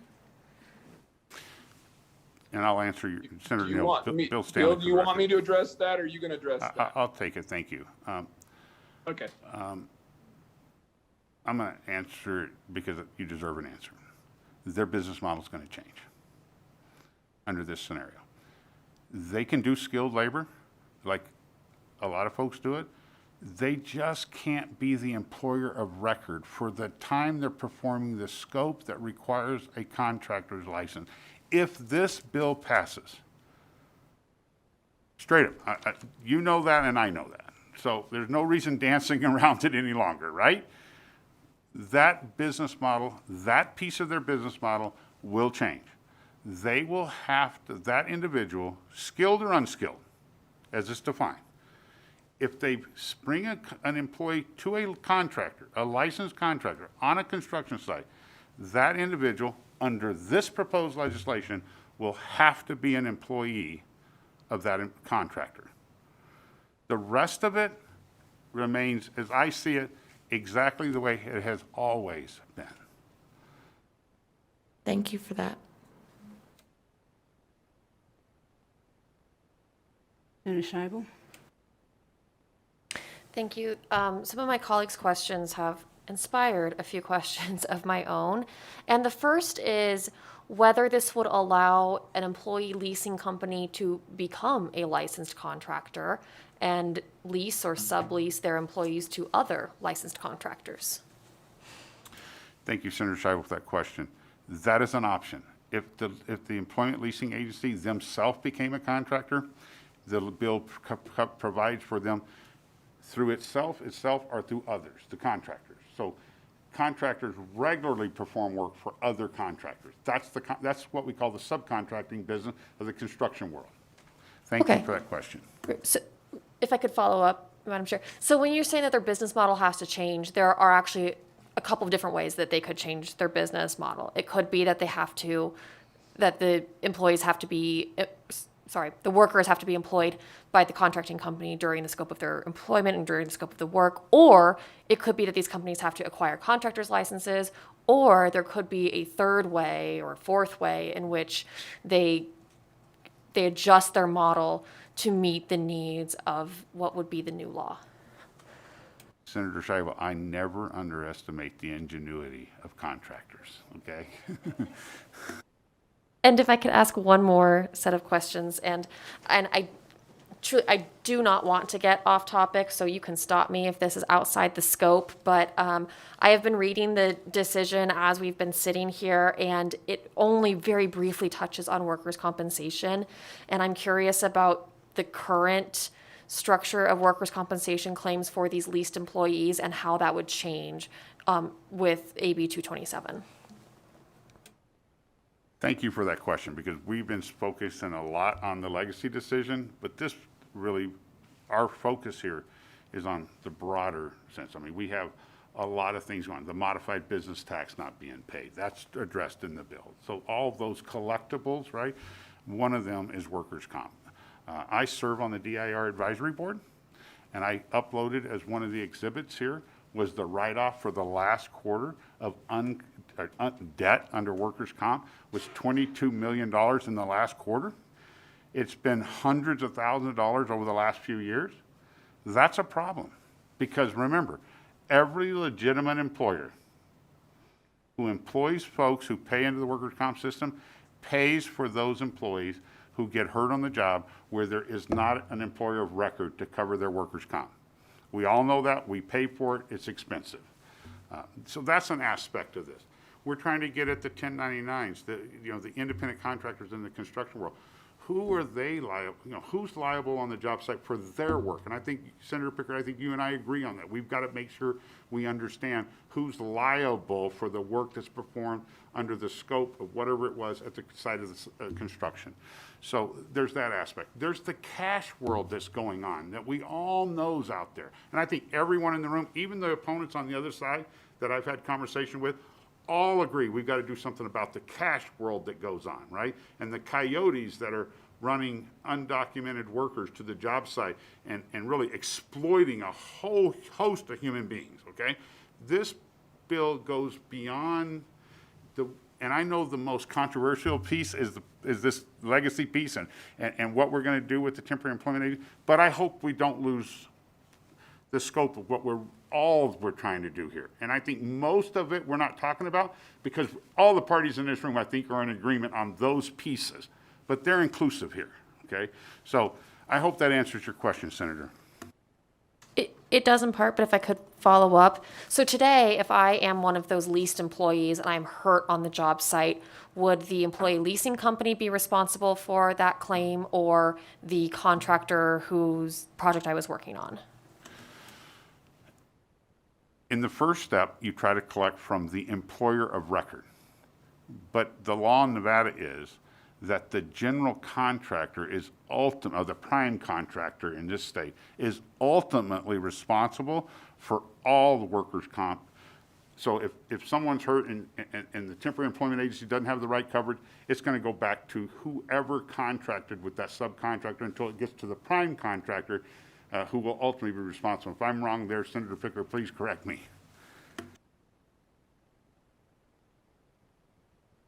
Thank you. Senator Pickard?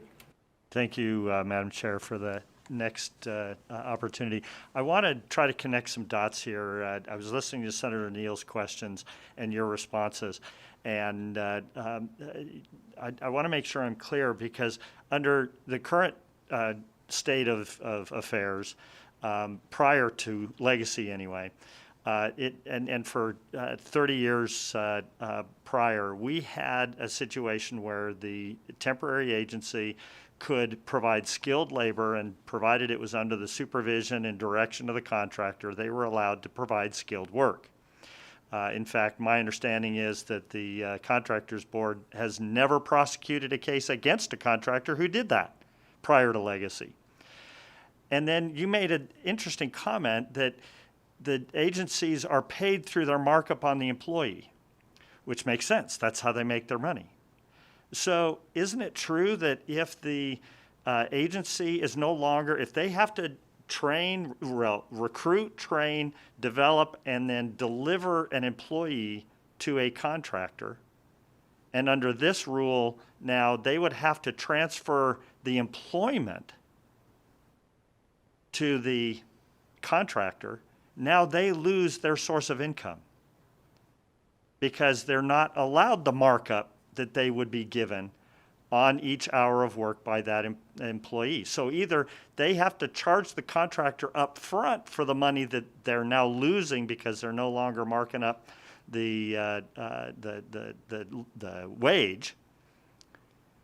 So now the contractor, the actual contractor, has to pay those fees up front, or the agency stops providing skilled labor entirely. No? Senator Pickard, there's an assumption made there that I don't know, which is whether the temporary employment agency or the leasing agency charges, whether the markup's on an hourly basis or the fees are up front or the fees are monthly or based on how many employees you have for a day. I don't know what that is. I mean, I'm sure others can here today can answer that question. But yes, at some point, we're assuming the employment agency or the leasing agency isn't doing this service for free. There's some way for them to recoup their cost, right? Whatever that billing model is, I don't know it, and I can't answer it. Right, I appreciate that. I have lots of experience in this, and so I can tell you that I paid more to the agency than I would to the employer if they were, or employee if they were my employee. The benefit of the agency to a contractor is I don't have to hire, manage, go through the HR, manage the workman's comp, because they do that for me, and that's the benefit. And I don't have to pay up front because I pay a higher cost because they're taking care of all those things for me. And so am I correct, though, that this would change the rule so that now the employment agency could no longer provide skilled labor, even though they're doing the work under the direct supervision and direction of the contractor, that is no longer going to be afforded them? They either hire, recruit, and give away the employee, or they don't offer it at all under the current rule. Is that accurate? And I'm sorry, maybe this is a question for them when they get to the table, but. Senator Picker, under the current rule, I think folks are doing what you've explained, right? What this bill proposes is that we can hold contractors responsible for the work at the site of work in which they themselves are performing through their employees, and that they can't then say, which I'm not a lawyer, but part of the legacy case, as I understand it, and I'm going to be careful here because I don't want, it's not my bailiwick here. Part of that was that there was a group of employees that were performing work that were not a contractor, and they were doing scope of work at the site that was generally accepted as being contractors' work, right? And so we just want to make sure we're crystal clear. That employee who did that worked for them. And there's a logical chain of command to get to who was responsible for that piece of work, and not someone who's not a contractor, who is the employer, who cannot be bound by 624. That's really the nuts and bolts of it. I hope that's really clear. I think you're accurate there, but I want to make sure that we're clear on the record that there's the distinction between responsibility for the work that the Contractors Board has jurisdiction over, which is to make sure that the public safety and the trust and all that, all that's outlined in NRS 624.005 is preserved, and responsibility for what Senator Scheibel was asking about, which is the workman's comp and the other costs that are actually already the responsibility of the employment agency, and they do cover. I mean, the legacy case is kind of an anomaly here because in that case, they didn't pay the workers, but legacy did. They covered all those things for them because that was ultimately their responsibility as the contractor. They just hired temporary labor. So I want to make sure that distinction is clear on the record. In any event, I think, Madam Chair, I'll ask the employment agency representatives how this changes their business model when they come up. But thank you, Mr. Stanley. I appreciate that. If I could, Madam Chair, just quickly.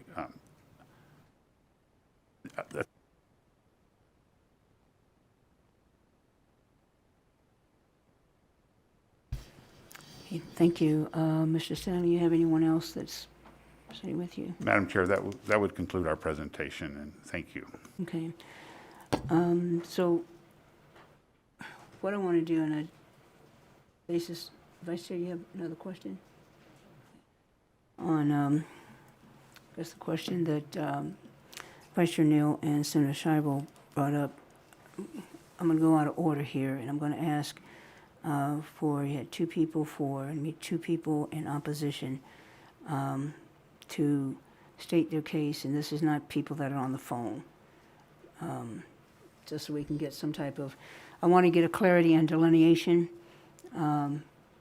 based on the questions that were asked and the answers. But I don't want 15 people testifying all at once because we'll get to that.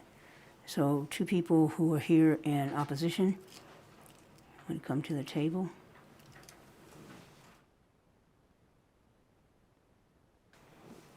Right.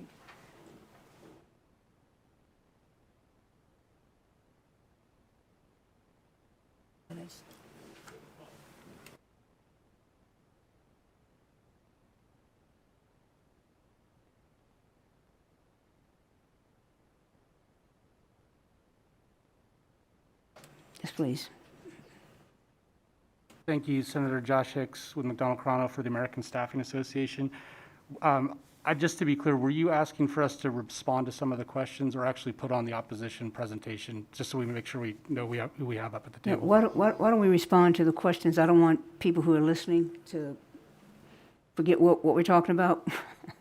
If you can respond to the questions, and we'll get to the other part of the opposition a little bit later. Just Okay, thank you, Senator, for that, because we do have some more global remarks. So I will just do my best to respond to a few of the things that came up, and then we'll hold back for our full presentation a little bit later. I think there was an initial comment I'd like to make on the legacy case has to do with what it was and what it was not. That was a case that did not involve a licensed private employment agency. That's who we represent. These are companies, Mr. Thompson, who's next to me, works with one of them, who provide temporary construction labor to Nevada contractors. These workers are employees of the PEA. They get W-2s. They have unemployment insurance paid. They have workers' comp paid. They have wages and benefits taken care of, and all their state and federal tax withholdings. So I just want to make that clear, because there's issues in this case about 1099 employees. Those aren't our concern. If we want to make sure that that's not happening and contractors aren't using those, we have no quarrel with that. Our issue is really the impact on private employment agencies and the restrictions in this bill that would prevent those private employment agencies from providing skilled or semi-skilled workers to Nevada contractors. So one comment I'd like to make, I think there was a suggestion that the Contractors Board disallows this kind of activity. If you look at the legacy case, and I'll refer you to page 25 and lines 11 through 13 in particular, that's where the board notes, or the judge notes, the board's position that legacy would have never been subject to discipline by the Contractors Board had they simply used a Nevada licensed private employment agency. So had they used one of our clients to provide that labor, there would have been no issue in that case. So to hold that case out as something that creates a huge problem, I think is just inaccurate. So I just want to make that clear. And I'll also note on that case that it was not appealed either by the Contractors Board. So if there was a dispute with that position, that would have been the time to bring that up. I think going down my notes, we had another, there was an assertion, I think Mr. Stanley made it, that there would be no impact on existing business relationships. That is not the case. These private employment agencies for years, for decades, have been providing workers to Nevada contractors. They have existing contracts right now in place for that kind of labor. This bill is effective on passage and approval. Those contracts will immediately be impaired and impacted, and those relationships will be impacted if this bill were to pass. I think I'd like to reiterate one other point. I think it came up with part of Senator Pickard's questions. The reason that these private employment agencies are so valuable and important is that they take the HR piece off the table for these contractors. They let the contractors focus on what they do best, which is building Nevada.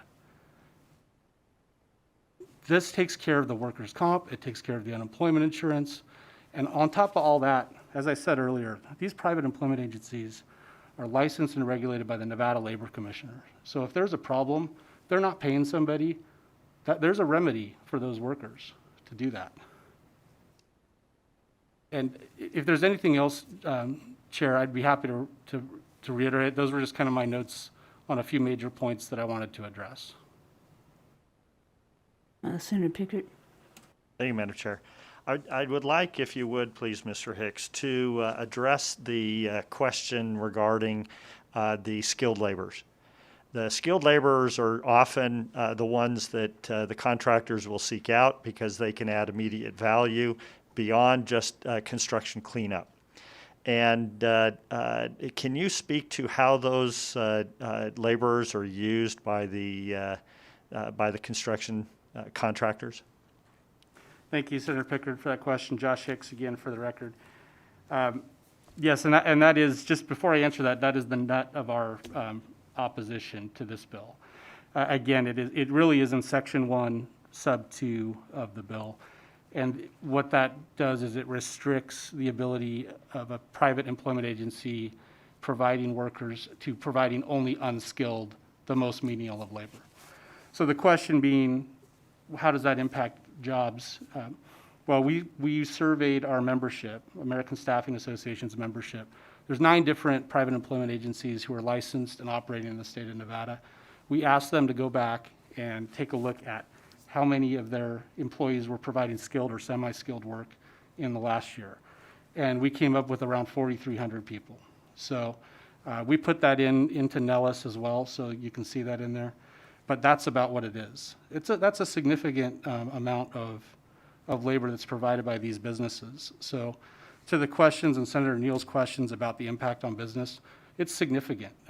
These businesses have been operating under an understanding of what Nevada law is for many, many years, and this bill would make a significant change to that. So if we're taking 4,300 people out of the mix in terms of the temporary staffing agency, and we know that the contractors don't have the ability to hire them full-time and keep them on because that's the whole point of temporary labor, and even Mr. Stanley talked about that process, where do they go? Thank you, Senator Josh Hicks. For the record, that's a very good question. Some of them may just go into other industries. I mean, people take these jobs for a variety of reasons. Many of them are just getting interested in the industry and they're coming in. If their job goes away, maybe they look into another industry. Others take these jobs because it's seasonal for them, like Senator Settlemeyer mentioned.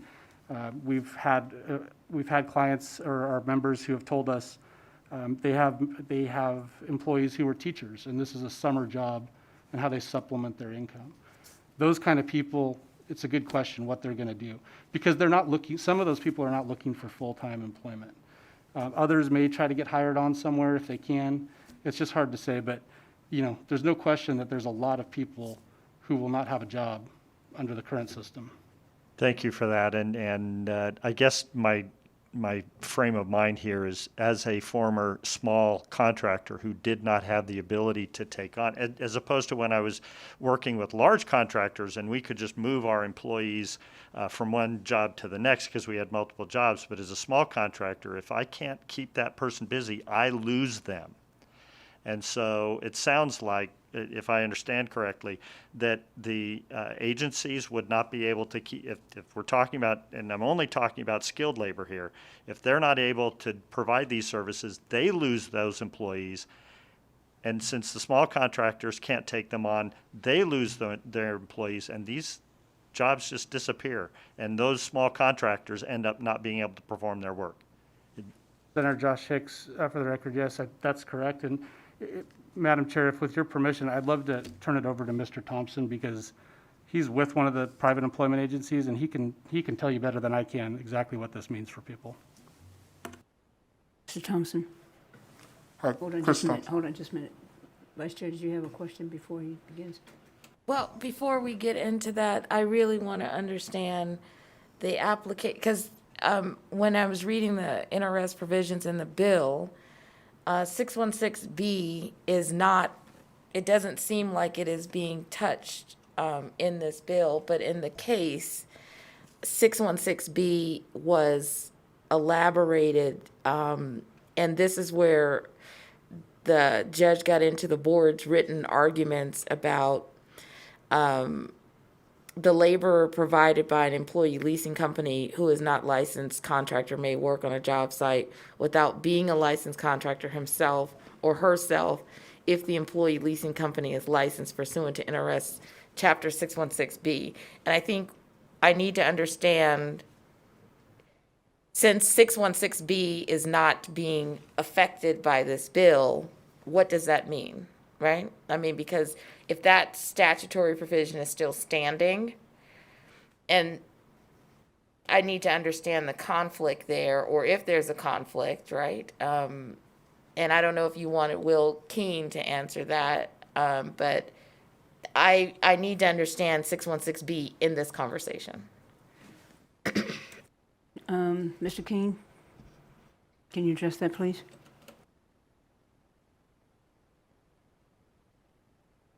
Yes, thank you, Chair Spearman. For the record, Will Keene, Committee Counsel. It is true that Chapter 616B is not being directly amended. However, what the bill expressly does is it requires all of the workers who are working on a project that requires a contractor's license. It requires all of those workers either to be the contractor, him or herself, an employee of that contractor, or an employee of another contractor. And so the effect on employee leasing companies under 616B is that if that employee leasing company is not a contractor and is set up with a business model where the employees are employees of the employee leasing company, then under the terms of AB 227, those employees of the employee leasing company could not show up on the job site and do the work because they would not actually be employees of the contractor or another contractor.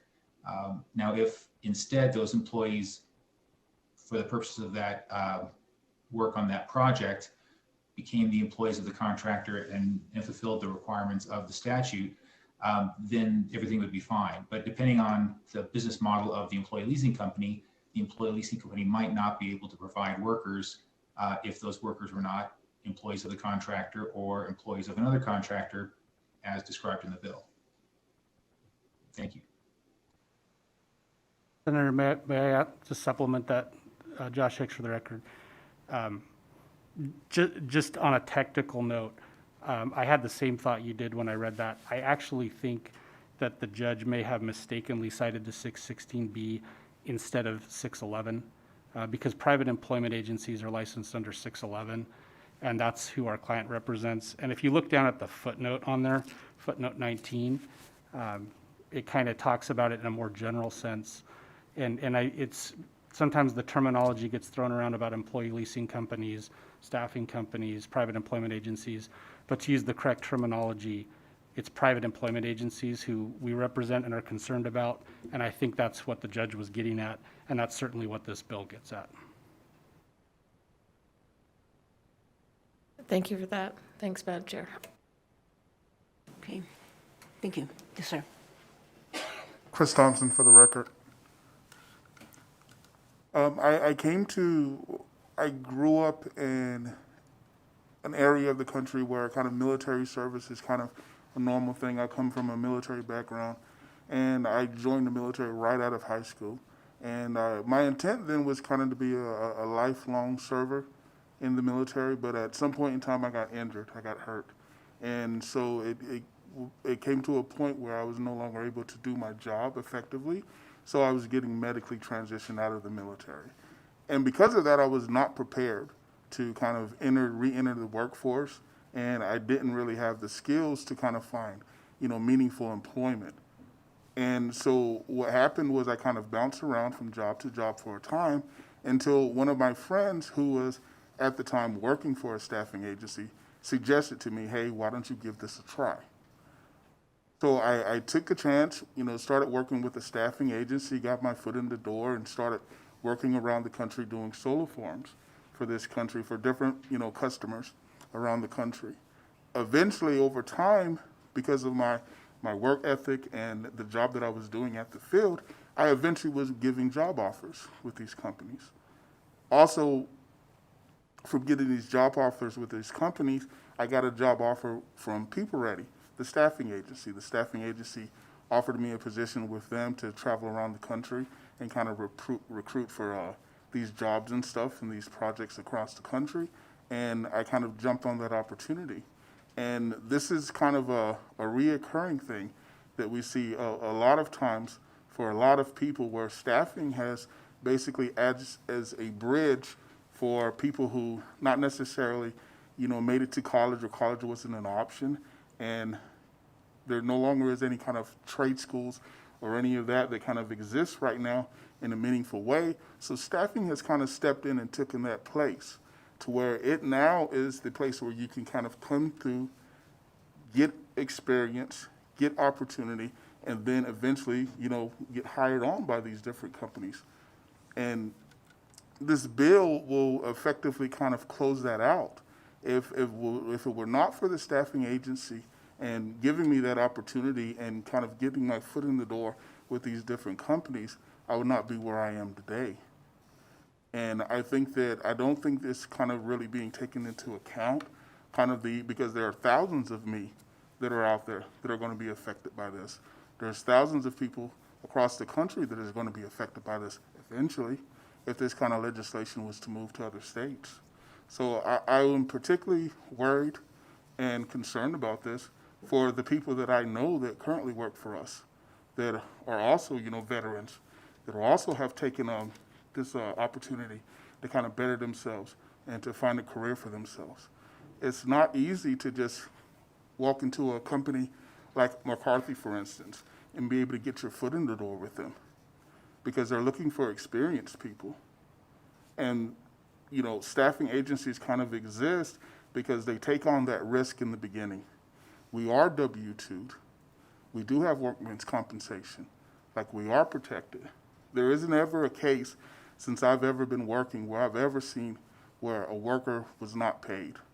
For our group, I can speak personally because we actually billed our customers 2 weeks behind.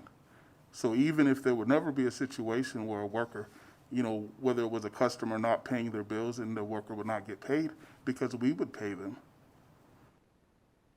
So I think there's a kind of a distinction that needs to be made between what we are, which is a PEA, and kind of this under the table kind of subset of workers that's kind of going on right now.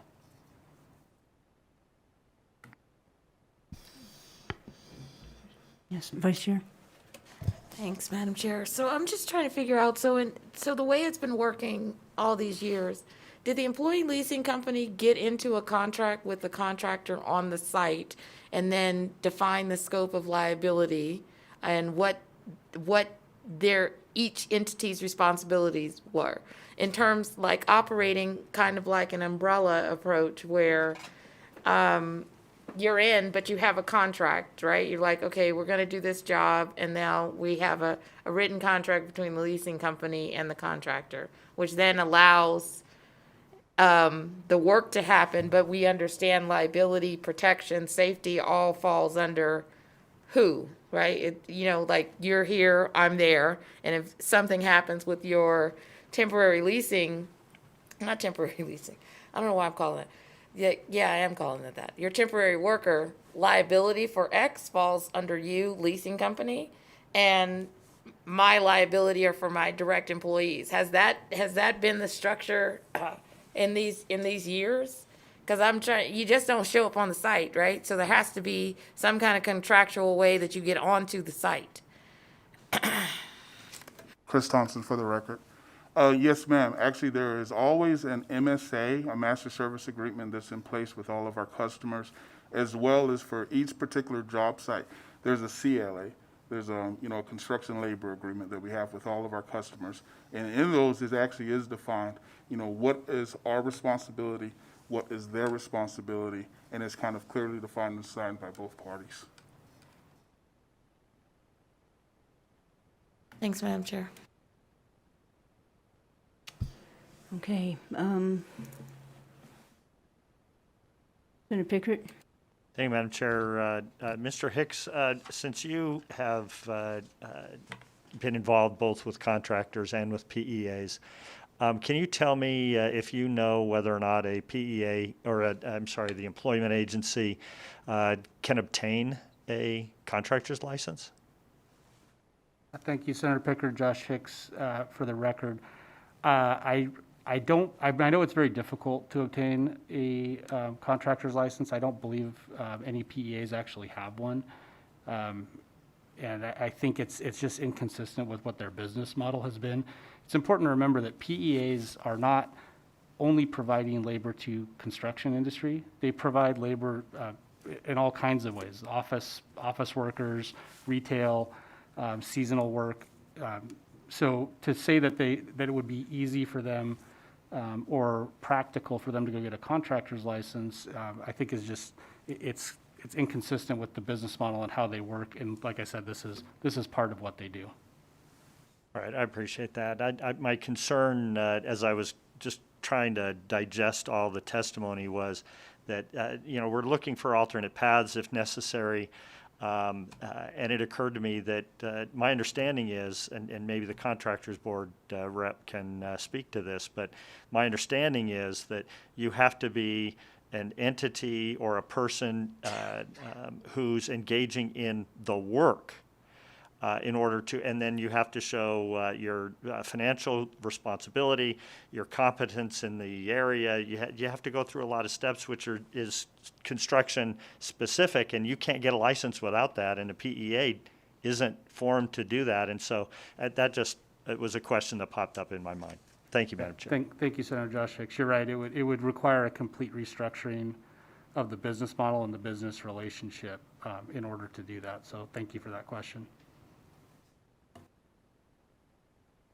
Okay, seeing no further questions from the committee, here's what I'm going to do first. The people that are on the phones have probably been on through all three, so I'm going to go to the phones first. And broadcast, we will go support, then opposition, 20 minutes each and 2 minutes per individual. So it'll be 20 minutes for all three: support, opposition, and neutral. Okay, so broadcast, do your thing. Thank you, Chair. If you would like to testify in support of AB 227, please press star 9 now to take your place in the queue.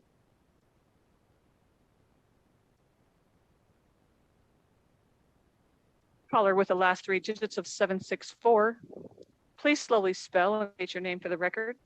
You have 2 minutes and may begin.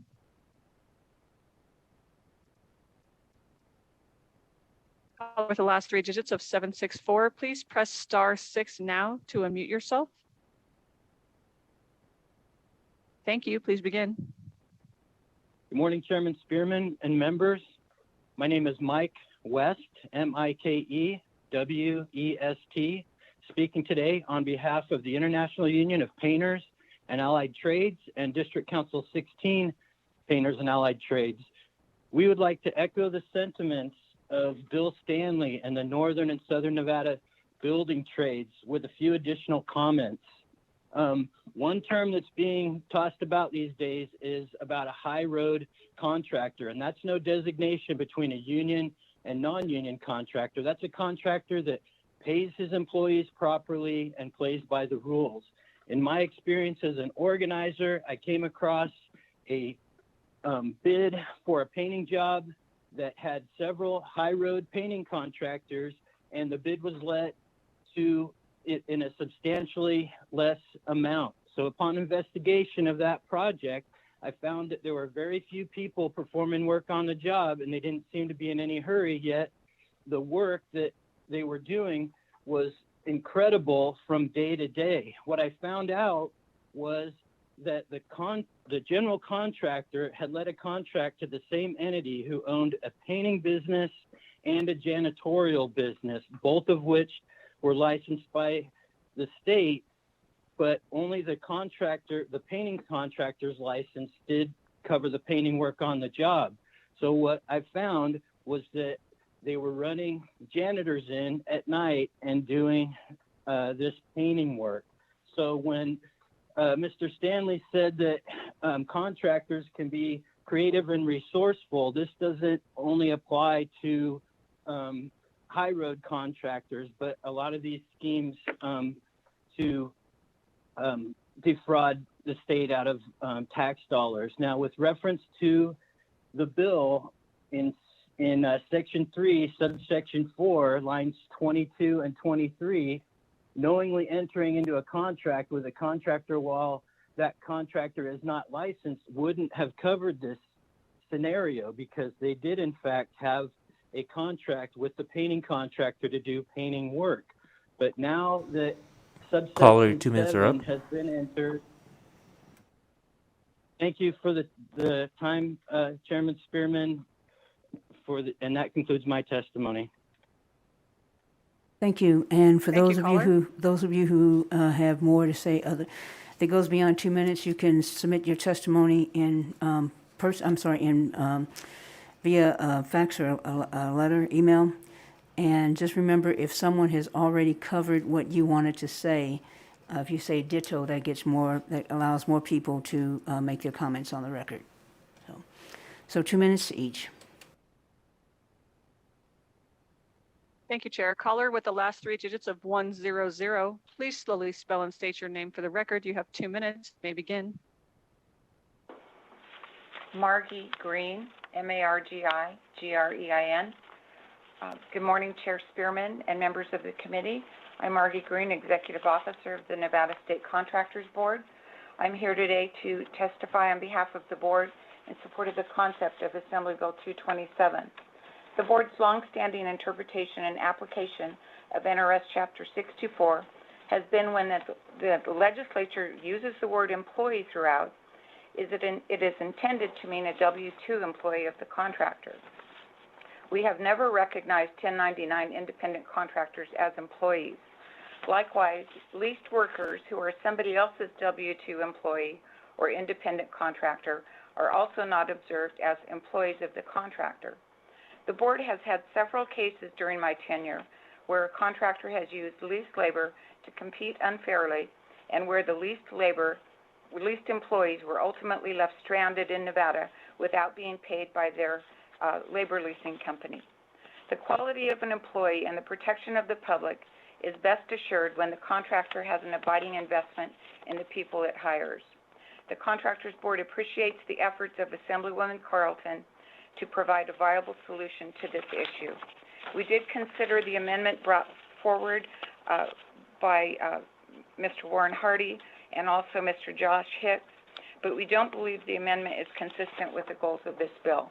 I would like to thank you for the opportunity to voice our support for this bill, and thank you very much.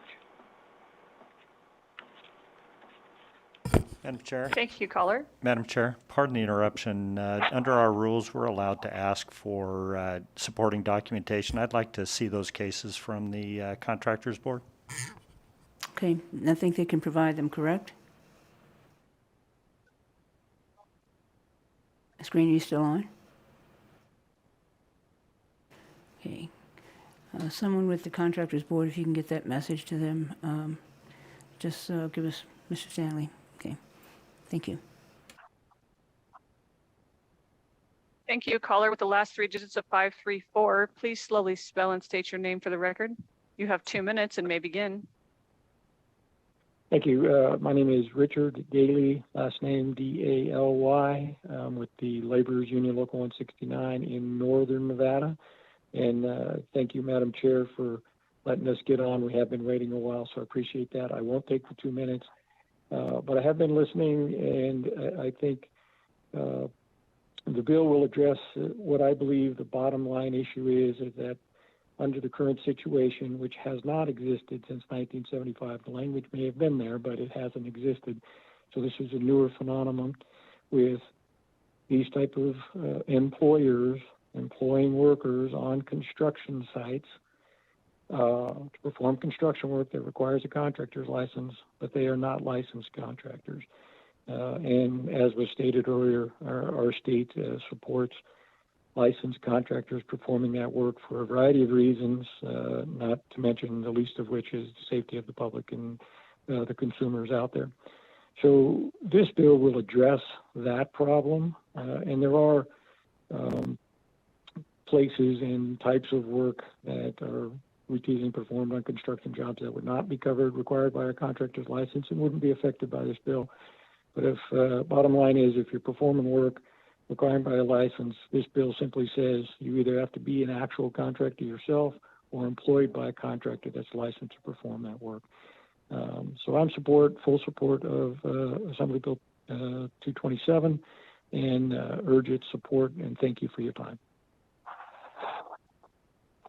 Thank you, caller. Caller with the last three digits of 056. Please slowly spell and state your name for the record. You have 2 minutes and may begin. Good morning, Chairman Spearman and members of the committee. My name is James Halsey, James Halsey, and I'm the business manager of IBW Local 357. Today I speak in favor of AB 227 on behalf of our 4,000 members that work every day as employees and receive a W-2 every year. We support this bill to ensure that all workers in construction have the same employment protections that W-2 employees of a contractor are afforded. Those protections include unemployment insurance, future Social Security benefits, health benefits, and workers' compensation. Thank you for your time. Thank you, caller. Caller with the last three digits of 114. Please slowly spell and state your name for the record. You have 2 minutes and may begin. Good morning. For the record, my name is Sean Kinsey, SHAWNKINSEY. I represent Operating Engineers Local 12, and I rise today in favor of AB 227. And I know we have a lot of callers on the line, so I will just state that and you can move on. Thank you. Thank you, caller. Caller with the last three digits of 219. Please slowly spell and state your name for the record. You have 2 minutes and may begin. Wendy Newman, WENDINEWMAN, Executive Director for Unified Construction Industry Council. The UCIC is a labor management cooperative committee composed of 14 affiliated skilled craft trade unions and over 200 contractors who employ the over 20,000 skilled trade workers. We absolutely support AB 227. Thank you. Thank you, caller. Caller with the last three digits of 517. Please slowly spell and state your name for the record. You have 2 minutes and may begin. Good morning. My name is Danny Thompson, DANNYTHOMPSON. Today I'm representing IBW 396 and IBW 1245 and the Operating Engineers Local 12 and Operating Engineers Local 3. I don't have anything to add to the discussion other than to express our support. Thank you. Thank you, caller. Caller with the last three digits of 671. Please slowly spell and state your name for the record. You have 2 minutes and may begin. My name is Don Campbell, DONCAMPBELL. I'm the Executive Director of the Southern Nevada chapter of the National Electrical Contractors Association. And as the chairwoman has requested, I will do a ditto, with only adding the comment that we work with the labor commissioner extensively, and there are bad players. And in a low bid world, that's a problem for good players. With that, thank you for the time. Thank you, caller. If you've recently just joined us, we are currently in support of AB 227. To testify in support, please press *9 now to take your place in the queue. Caller with the last three digits of 126, please slowly spell and state your name for the record. You have 2 minutes and may begin.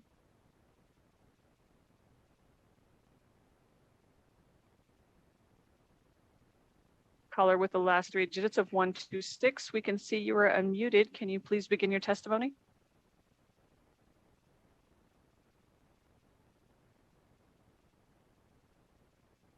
Try one more time.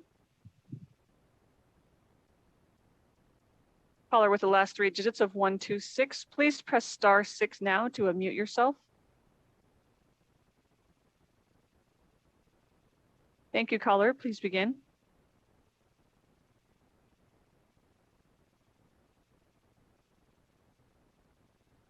Cannot hear this caller, so we are going to go ahead and move on. Chair, you have no more callers in support at this time. Thank you. So let's move to opposition.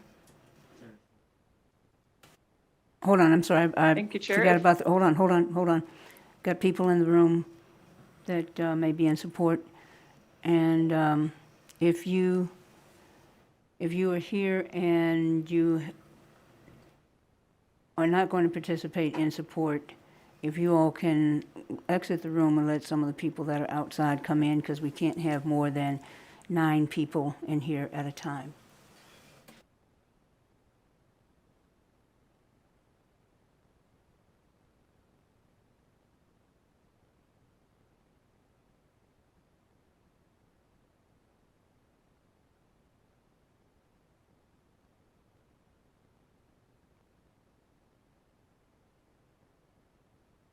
So broadcast, hold on, I'm going to take support here in the room.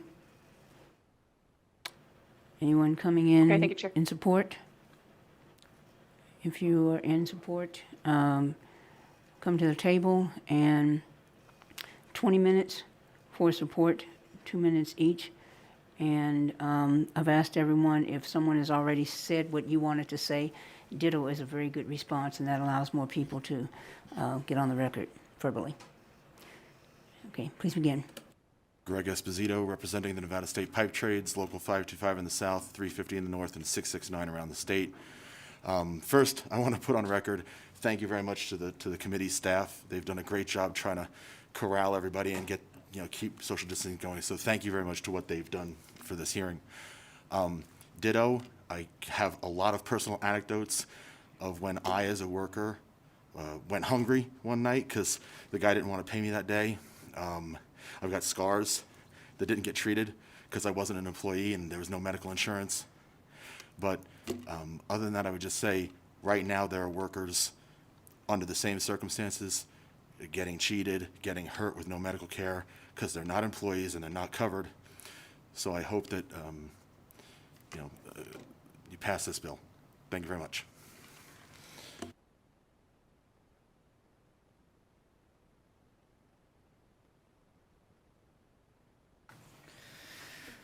Good morning, Madam Chair. Rob Benner with the Northern Nevada Building Trades. I do not have anything new to add to this conversation. We do support this bill, and we believe that we have seen workers out there not get paid on jobs, and we want to be able to protect those workers. Thank you.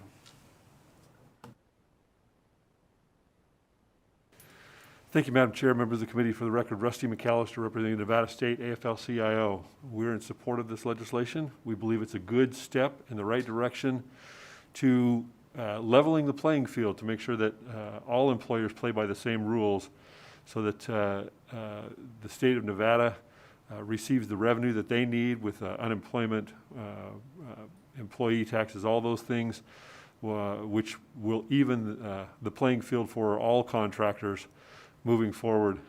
Madam Chair, for those reasons, we believe this is a good piece of legislation. Thank you. Good afternoon, Madam Chair, members of the committee. My name is Vince Saavedra, for the record, VINCESAAVEDRA. I represent the ironworkers of Nevada. There's really not much I could say that you guys haven't heard already. With that, I'd like to just echo the remarks of those before me and let you know that we're in support of this bill. Thank you.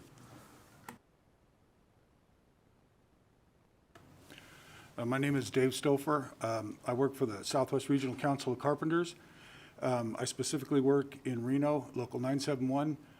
I fully support this bill, and I just wanted to add that I've been a carpenter, specifically a drywall hanger, for 44 years. I've seen all kinds of scams, and especially labor brokers. Labor brokers, they get the check, they go and they pay their guys, and they skim off the top of that. That affects bids with legitimate contractors.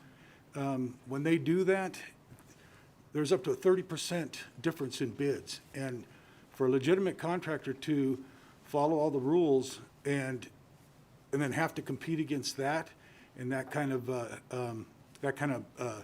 illegitimate contractors, that's why we support this bill. I think it's very important that we kind of stop that under the table cash pipeline. Thank you very much. Thank you. I've just been informed there are 2 more people on Zoom that want to testify in support. We have 6 minutes left for that segment. Broadcast, can you get them in? Yes, I can. Thank you, Chair.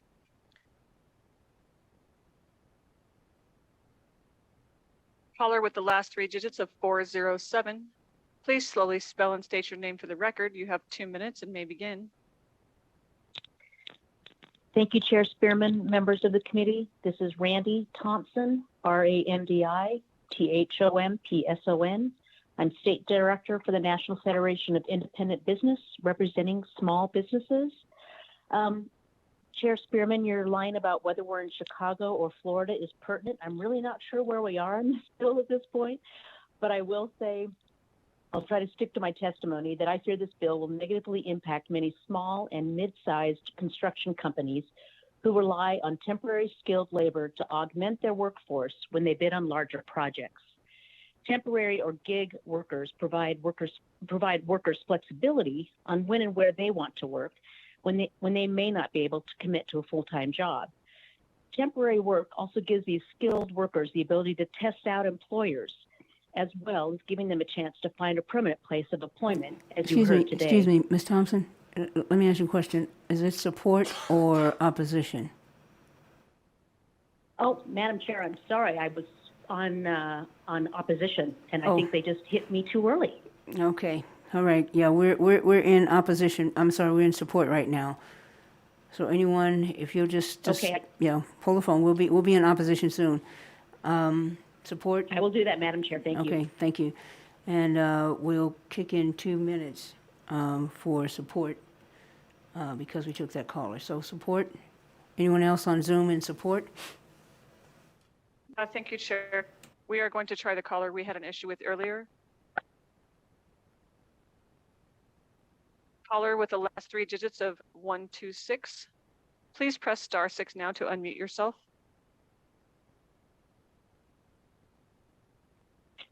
Good morning, Thank you, caller. Madam Chairwoman. Good morning, Madam Chairwoman and committee members. I just wanted to echo everything you've heard from everybody else. And my name is Robert Conway with Ironworkers Local 433. And we are in support of this bill in an effort to level the playing field and some of the exploitation. Thank you for your time. Good morning.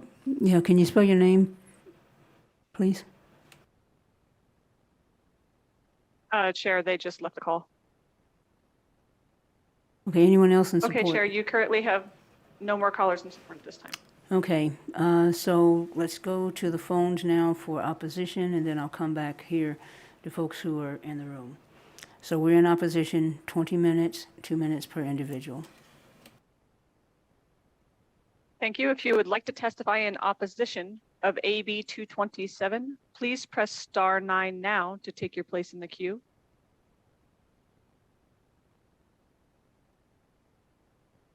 Caller with the last 3 digits of 407. Please slowly spell and state your name for the record. You have 2 minutes and may begin.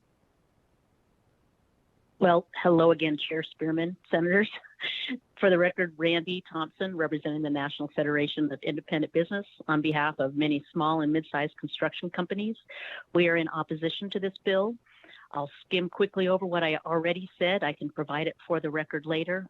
But again, I'm just concerned about the 4,300 Nevadans who received W-2s last year for skilled work through a private employment agency. This bill will take away those jobs, hurting them and the many small and mid-sized contractors who hire them.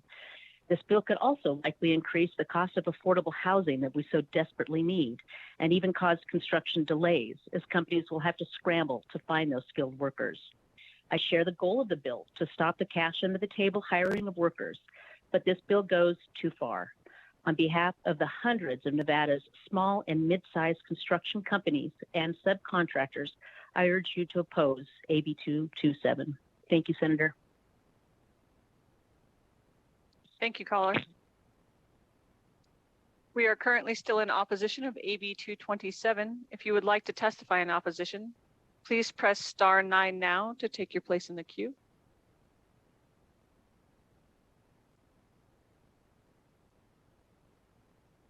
Caller with the last 3 digits of 770. Please slowly spell and state your name for the record. You have 2 minutes and may begin.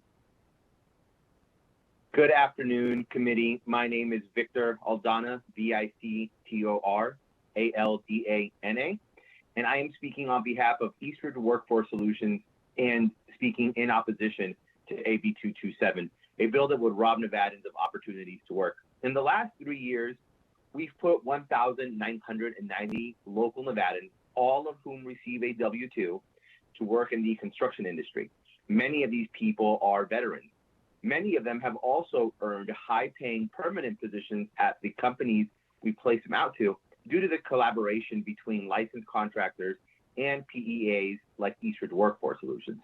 And as an employee-owned PEA or an ESOP, our workers are able to attain ownership in our organization and have access to medical insurance, FSA and HSA programs, 401k, and a host of other benefits. As an example, we have veterans we place at years-long training assignments who earn $18 per hour when they are working with us. Once they go to work directly with their companies, they are earning $26 an hour. So again, these are high-paying permanent positions. And all these jobs would be impossible for people to get in a world with AB 227. Nevada has suffered from a skilled workforce shortage for many years, and this would only exacerbate that issue. It's going to raise the cost of construction, and as people have stated before me, it's going to have an adverse impact on affordable housing as well. Thank you very much. That concludes my testimony. Thank you, caller. Caller with the last 3 digits of 500. Please slowly spell and state your name for the record. You have 2 minutes and may begin. Good morning, Madam Chair and committee. For the record, Dan Morgan, MORGAN, of the Builders Association of Northern Nevada. We are here today in opposition of AB 227. The use of temporary construction labor from licensed private employment agencies is more prevalent in parts of the state with smaller contractors because those contractors are more susceptible to workforce fluctuations caused by staff disruption. The passage of AB 227 will significantly disrupt the construction labor market in Nevada, and particularly in Northern Nevada, leading to delays in construction projects and increased costs, particularly in residential and multifamily construction. The supply of construction labor in Northern Nevada is already unbelievably critical and unbelievably tight. Contractors are struggling to find workers and workforce on a full-time or part-time basis. This bill would make that challenge even greater. AB 227 is an impediment to a rebounding and thriving construction market throughout Nevada, and particularly in Northern Nevada. We ask that you oppose this bill and help our construction market move forward. Thank you for your time and your service to our great state. Thank you. Thank you, caller. If you recently just joined us, we are currently taking in opposition of AB 227. If you would like to testify in opposition, please press *9 now to take your place in the queue. Caller with the last 3 digits of 068, please slowly spell and state your name for the record. You have 2 minutes and may begin. Madam Chair, members of the committee, for the record, Aaron West, that's AARONWEST, the CEO of the Nevada Builders Alliance, here in opposition to AB 227. While we agree with a lot of the sentiment that was presented today about protecting employees, we believe that eliminating an entire opportunity for part-time employment through PEAs is an overreach. As has been brought up during the hearing, as it relates to the legacy case and the judge's findings, we agree that there was an overreach there on the part of the contractors board, and we believe that this bill is another attempted overreach to try and rectify that situation. PEAs serve a very important role in the construction industry and do so while providing necessary protections to the employees. Thank you very much. Thank you, caller. Chair, you have no more callers in opposition at this time. Thank you. Anyone here in the room? Opposition? How much time I have left? 6 minutes? Okay, yeah, okay. Got Ready? 6 minutes left, uh-huh. Good morning, Chair Spearman and members of the committee. Lindsay Knox with McDonald Crono, here on behalf of the American Staffing Association. The ASA is a national trade group of employee staffing companies providing workforce solutions to a variety of industries throughout the United States. Sorry, I can't see with my glasses. In Nevada, ASA members include licensed and regulated private employee agencies, or PEAs. Every year, thousands of PEA employees work in construction under the direct and control of licensed Nevada contractors, providing much-needed labor supply. ASA stands opposed to AB 227 because the bill would unnecessarily restrict the long-standing and accepted usage of temporary construction labor through licensed PEAs. PEAs are licensed and regulated by the Nevada Labor Commissioner. PEA employees receive W-2s, are provided workers' compensation, unemployment insurance, and have their payroll taxes withheld for federal and state authorities, and receive market rate wages and benefits. PEA employees work on construction sites under the direct and control license contractors, and those licensed contractors are legally responsible for the quality of work performed by PEA employees. PEA employees in the construction context are critically important for several reasons. First, as Nevada emerges from the COVID pandemic, all jobs are critical, and jobs in tight construction markets are needed to avoid construction delays. We should be doing everything we can to make sure Nevadans keep their jobs. Second, PEAs are extremely important to small contractors who may not have a large labor force at their disposal. Work for these contractors can ebb and flow depending on what jobs they take on, and they are particularly vulnerable to staffing shortages if employees and their families suffer from a COVID outbreak. These contractors utilize PEAs for a simple reason: they cannot afford in-house HR departments to recruit labor. These contractors need to spend their time doing what they do best, and that is building Nevada. Third, PEAs are the stepping stone for full-time careers in the construction industry. Working through a PEA is a common way for people interested in construction to gain experience. 2 minutes are up. I'll submit the rest of my testimony.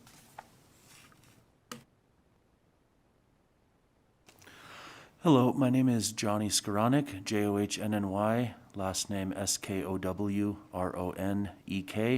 I'm the Vice President of Operations for Square One Solutions. We are a Reno company, family owned and operated. We've been providing skilled construction labor, unskilled and skilled, since 2004 in Northern Nevada. In an already tight labor market, we provide flexible hiring options for our contractors. There's already an extreme labor shortage, and there's a lot of employees that we service that have skills in construction, but due to a variety of barriers, like, to name a few, childcare, transportation, physical limitations, or people that just want to try out a contractor, they're unable to work full-time permanent positions with the contractor. So through our service, they're able to work temporary assignments and help the contractor augment their workforce for larger projects. Like Lindsay had mentioned, a lot of these smaller contractors do not have an HR department. They don't have an in-house recruiter. We're able to provide those services and be able to let them be nimble and able to augment their workforce as needed. This also allows these individuals who cannot work a full-time job the opportunity to be able to use their skills without committing to permanent employment. It also allows a trial period for the contractor and the employee.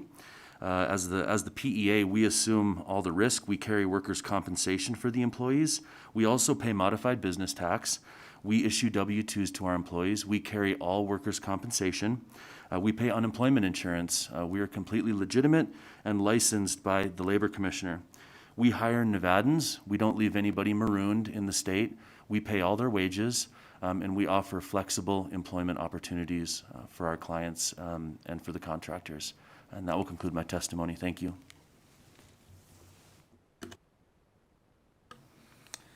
Thank you for giving me the opportunity to speak about this bill. My name is Matthew Nguyen. I am the manager of People Ready in Las Vegas. People Ready provides general and skilled tradespeople to companies in a wide variety of industries.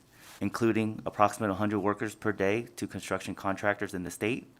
We recruit our associates through word of mouth and by working with the state unemployment agencies, schools, and colleges, and nonprofit organizations, including those that find jobs for veterans and people in underserved communities.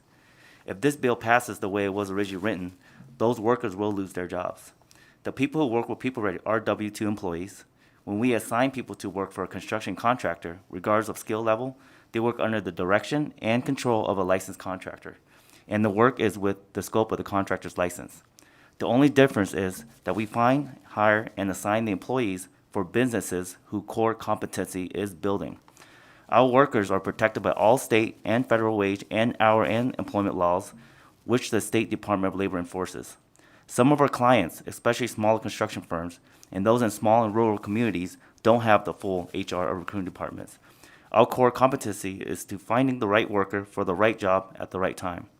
Our associates choose to work for us because we do work on finding the jobs that match their skills. Otherwise, they would always be looking for their next gig while they're working for the current jobs. Many of our employees have worked for us for years because they prefer the flexibility, variety, and dependability. And they get to pick the jobs they want based on schedule, the opportunity to learn new skills, or pay.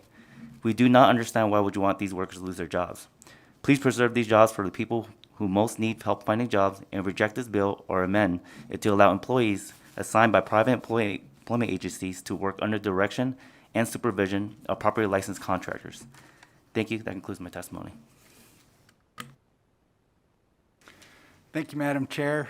Members of the committee, my name is Mac Bybee, M-A-C-B-Y-B-E-E. I'm the President and CEO of the Associated Builders and Contractors of Nevada. You know, you hear a lot of it that we all want to hold bad actors accountable, and certainly we do. One bad actor actually can taint the entire industry, and we end up in hearings like this talking about maybe the one or two individuals that makes everybody look bad.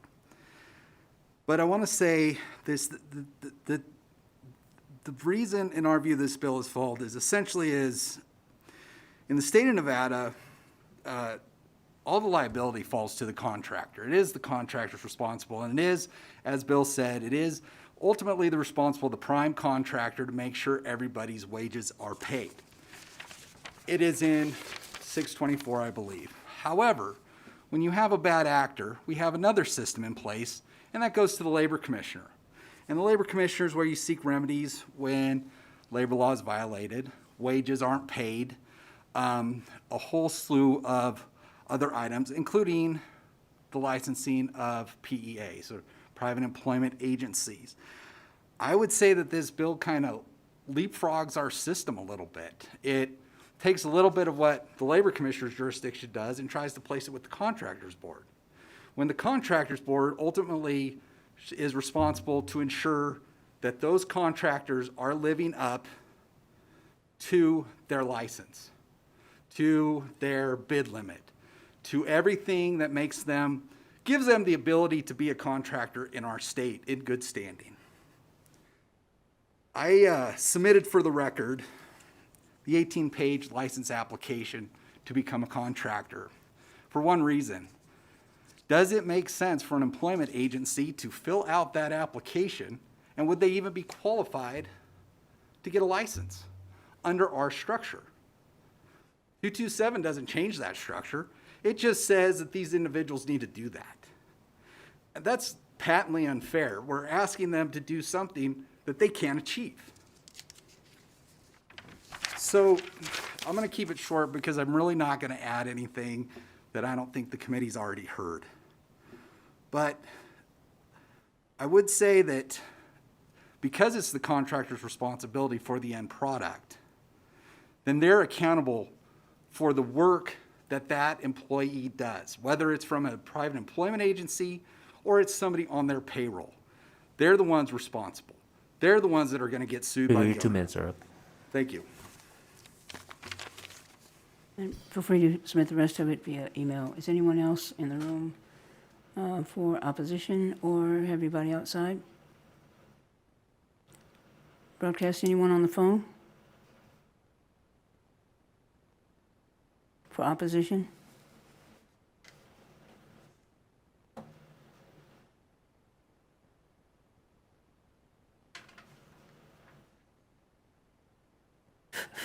broadcast. Are you there?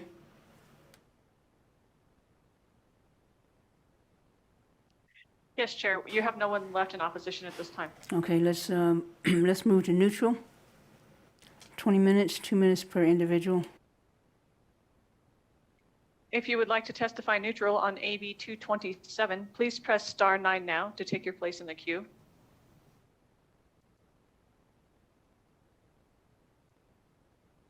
Chair, you have no callers neutral at this time.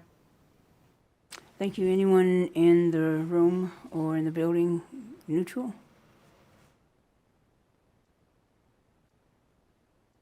Okay. Mr. Stanley, any closing remarks?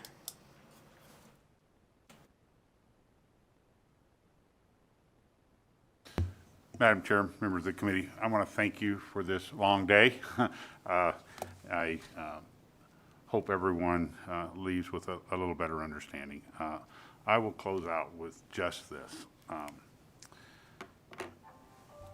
This legislation would do absolutely nothing to either increase or decrease the construction labor market.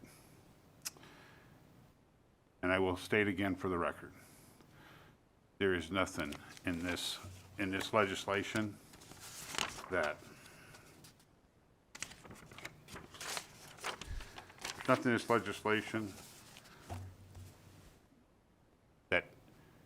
requires anyone to lose their job. There's nothing in this legislation that requires anyone to change their job. It simply is going to require some folks to change the way they do business, and I openly have admitted that there's not a hidden agenda there. Okay, and lastly, I would like to just say this: the study that you all have shows that in 2018 there was $90 million in lost construction activity, with $31 million of that identified that did not go to the workers' compensation fund. This is not a few bad actors. This is an industry with some rogue players, and something needs to be done. The legacy case simply identified the problem for all of us. We're here doing what the judge has asked us to do, the direction that he gave us. We're coming back to you, the legislature, and legislators, and asking you to help us remedy this problem. So thank you very much, Senator and Chairman Spearman, for your time today. Thank you. I just had one question because it came up a couple of times in opposition testimony. Child care and other areas of flexibility. You'll have a policy for that? And I ask that reason because I know that there doesn't relate to you or to any of the people in opposition. But I continue to hear people say things like, well, they can't find workers because it's more profitable for them to stay at home and get the unemployment check, but they have not taken into account that many of the people who cannot go back to work is because they have children and they have to have some place for them to go. So the child care piece, is there any flexibility in what you do for the child care piece? And the other piece, and I want to ask this too of opposition, interested in how you track diversity. How you track diversity. Mr. Hicks, you want to come to the table, or someone? How do you track diversity? And I'm not just talking about ethnicity. I'm talking about gender, gender identification, all of those. How do we track diversity? Mr. Stanley. So, Madam Chairman, child care remains a tough issue for our society. I can tell you, as a member of the Nevada's Workforce Development Board, and an individual who recruits in underserved communities every day, we have used WIOA fundings when it is appropriate to augment the apprenticeship program. So when folks come into apprenticeship who are otherwise qualified for Title I funding under WIOA. We can do things like supply tools. We can supply childcare. We can supply transportation. We can supply all those things. We need to do a better job of connecting WIOA funding to underserved communities and folks who are struggling in the construction industry. I've been committed to that for the 5 years I've served on that board. We don't always, as a entity, workforce development in the state, do a very good job of that always. It's frustrating, but it's on everybody's radar. And that's the way we have chosen to address it. So when we bring people from those communities who suffer those into our apprenticeship programs, we immediately try to connect them with those types of resources to support them through the apprenticeship, because we spend a lot of money on them in apprenticeship, and the last thing we want them to do is to fail or to check out, because they have to make a choice between taking care of their kids or going to work. And that's a false choice that we're trying to eliminate. The diversity piece, we check diversity. We're required to do it.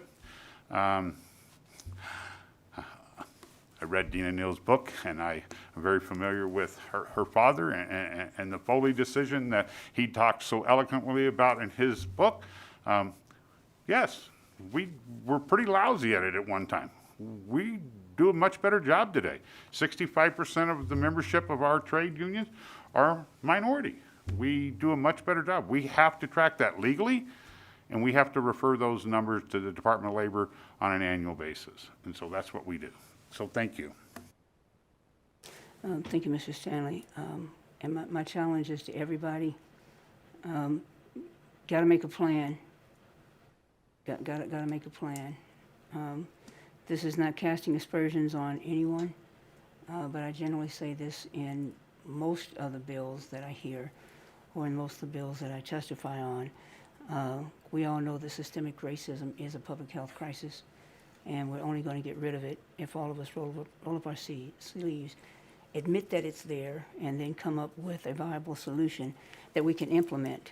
So we're not talking about it, we're being about it. So that's a challenge to everybody. Madam Chair, if I could, I think you're aware of some of the issues that arose last summer on some construction sites in Las Vegas. And I think my response to those issues was well known. Well known. I don't tolerate it. There's no place for it. It exists, and until we admit it, we're not going to get beyond it. It makes me want to throw up as I sit here. It's got to end, and I support you and every time I hear you utter that. So thank you. Yes, please. Chris Thompson for the record. Our tracking actually begins at the application process. We have there are voluntary questions that we ask as far as identification. We also track through the work opportunity tax credit, but also through our company and through True Blue, who's our parent company. We have a diversity and inclusion council that we have that I'm a part of, actually, that I'm proud of. We actually have a veterans unit of our company as well that I'm a part of. So we go out of our way to try and to give kind of a space for everybody to kind of make sure that their voice is heard, and also to address any problems or anything like that, and kind of to be a shoulder to lean on from fellow workers and individuals that you can probably get advice from, or also kind of shoot questions at, or just a shoulder to lean on, or sometimes defend. You know, our company takes that very seriously, ma'am. Thank you. Committee members, additional questions, comments? Okay. All righty. Thank you both. Thank you, Mr. Stanley, for the presentation, and for everyone who has stayed with us these 35 years that we've been hearing this bill. So with that, we will close the bill on Assembly. We'll close the meeting on Assembly Bill 227, and we will go to public comment. Broadcast, do we have anybody on the phone for public comment? Thank you, Chair. If you would like to speak in public comment, please press star 9 now to take your place in the queue.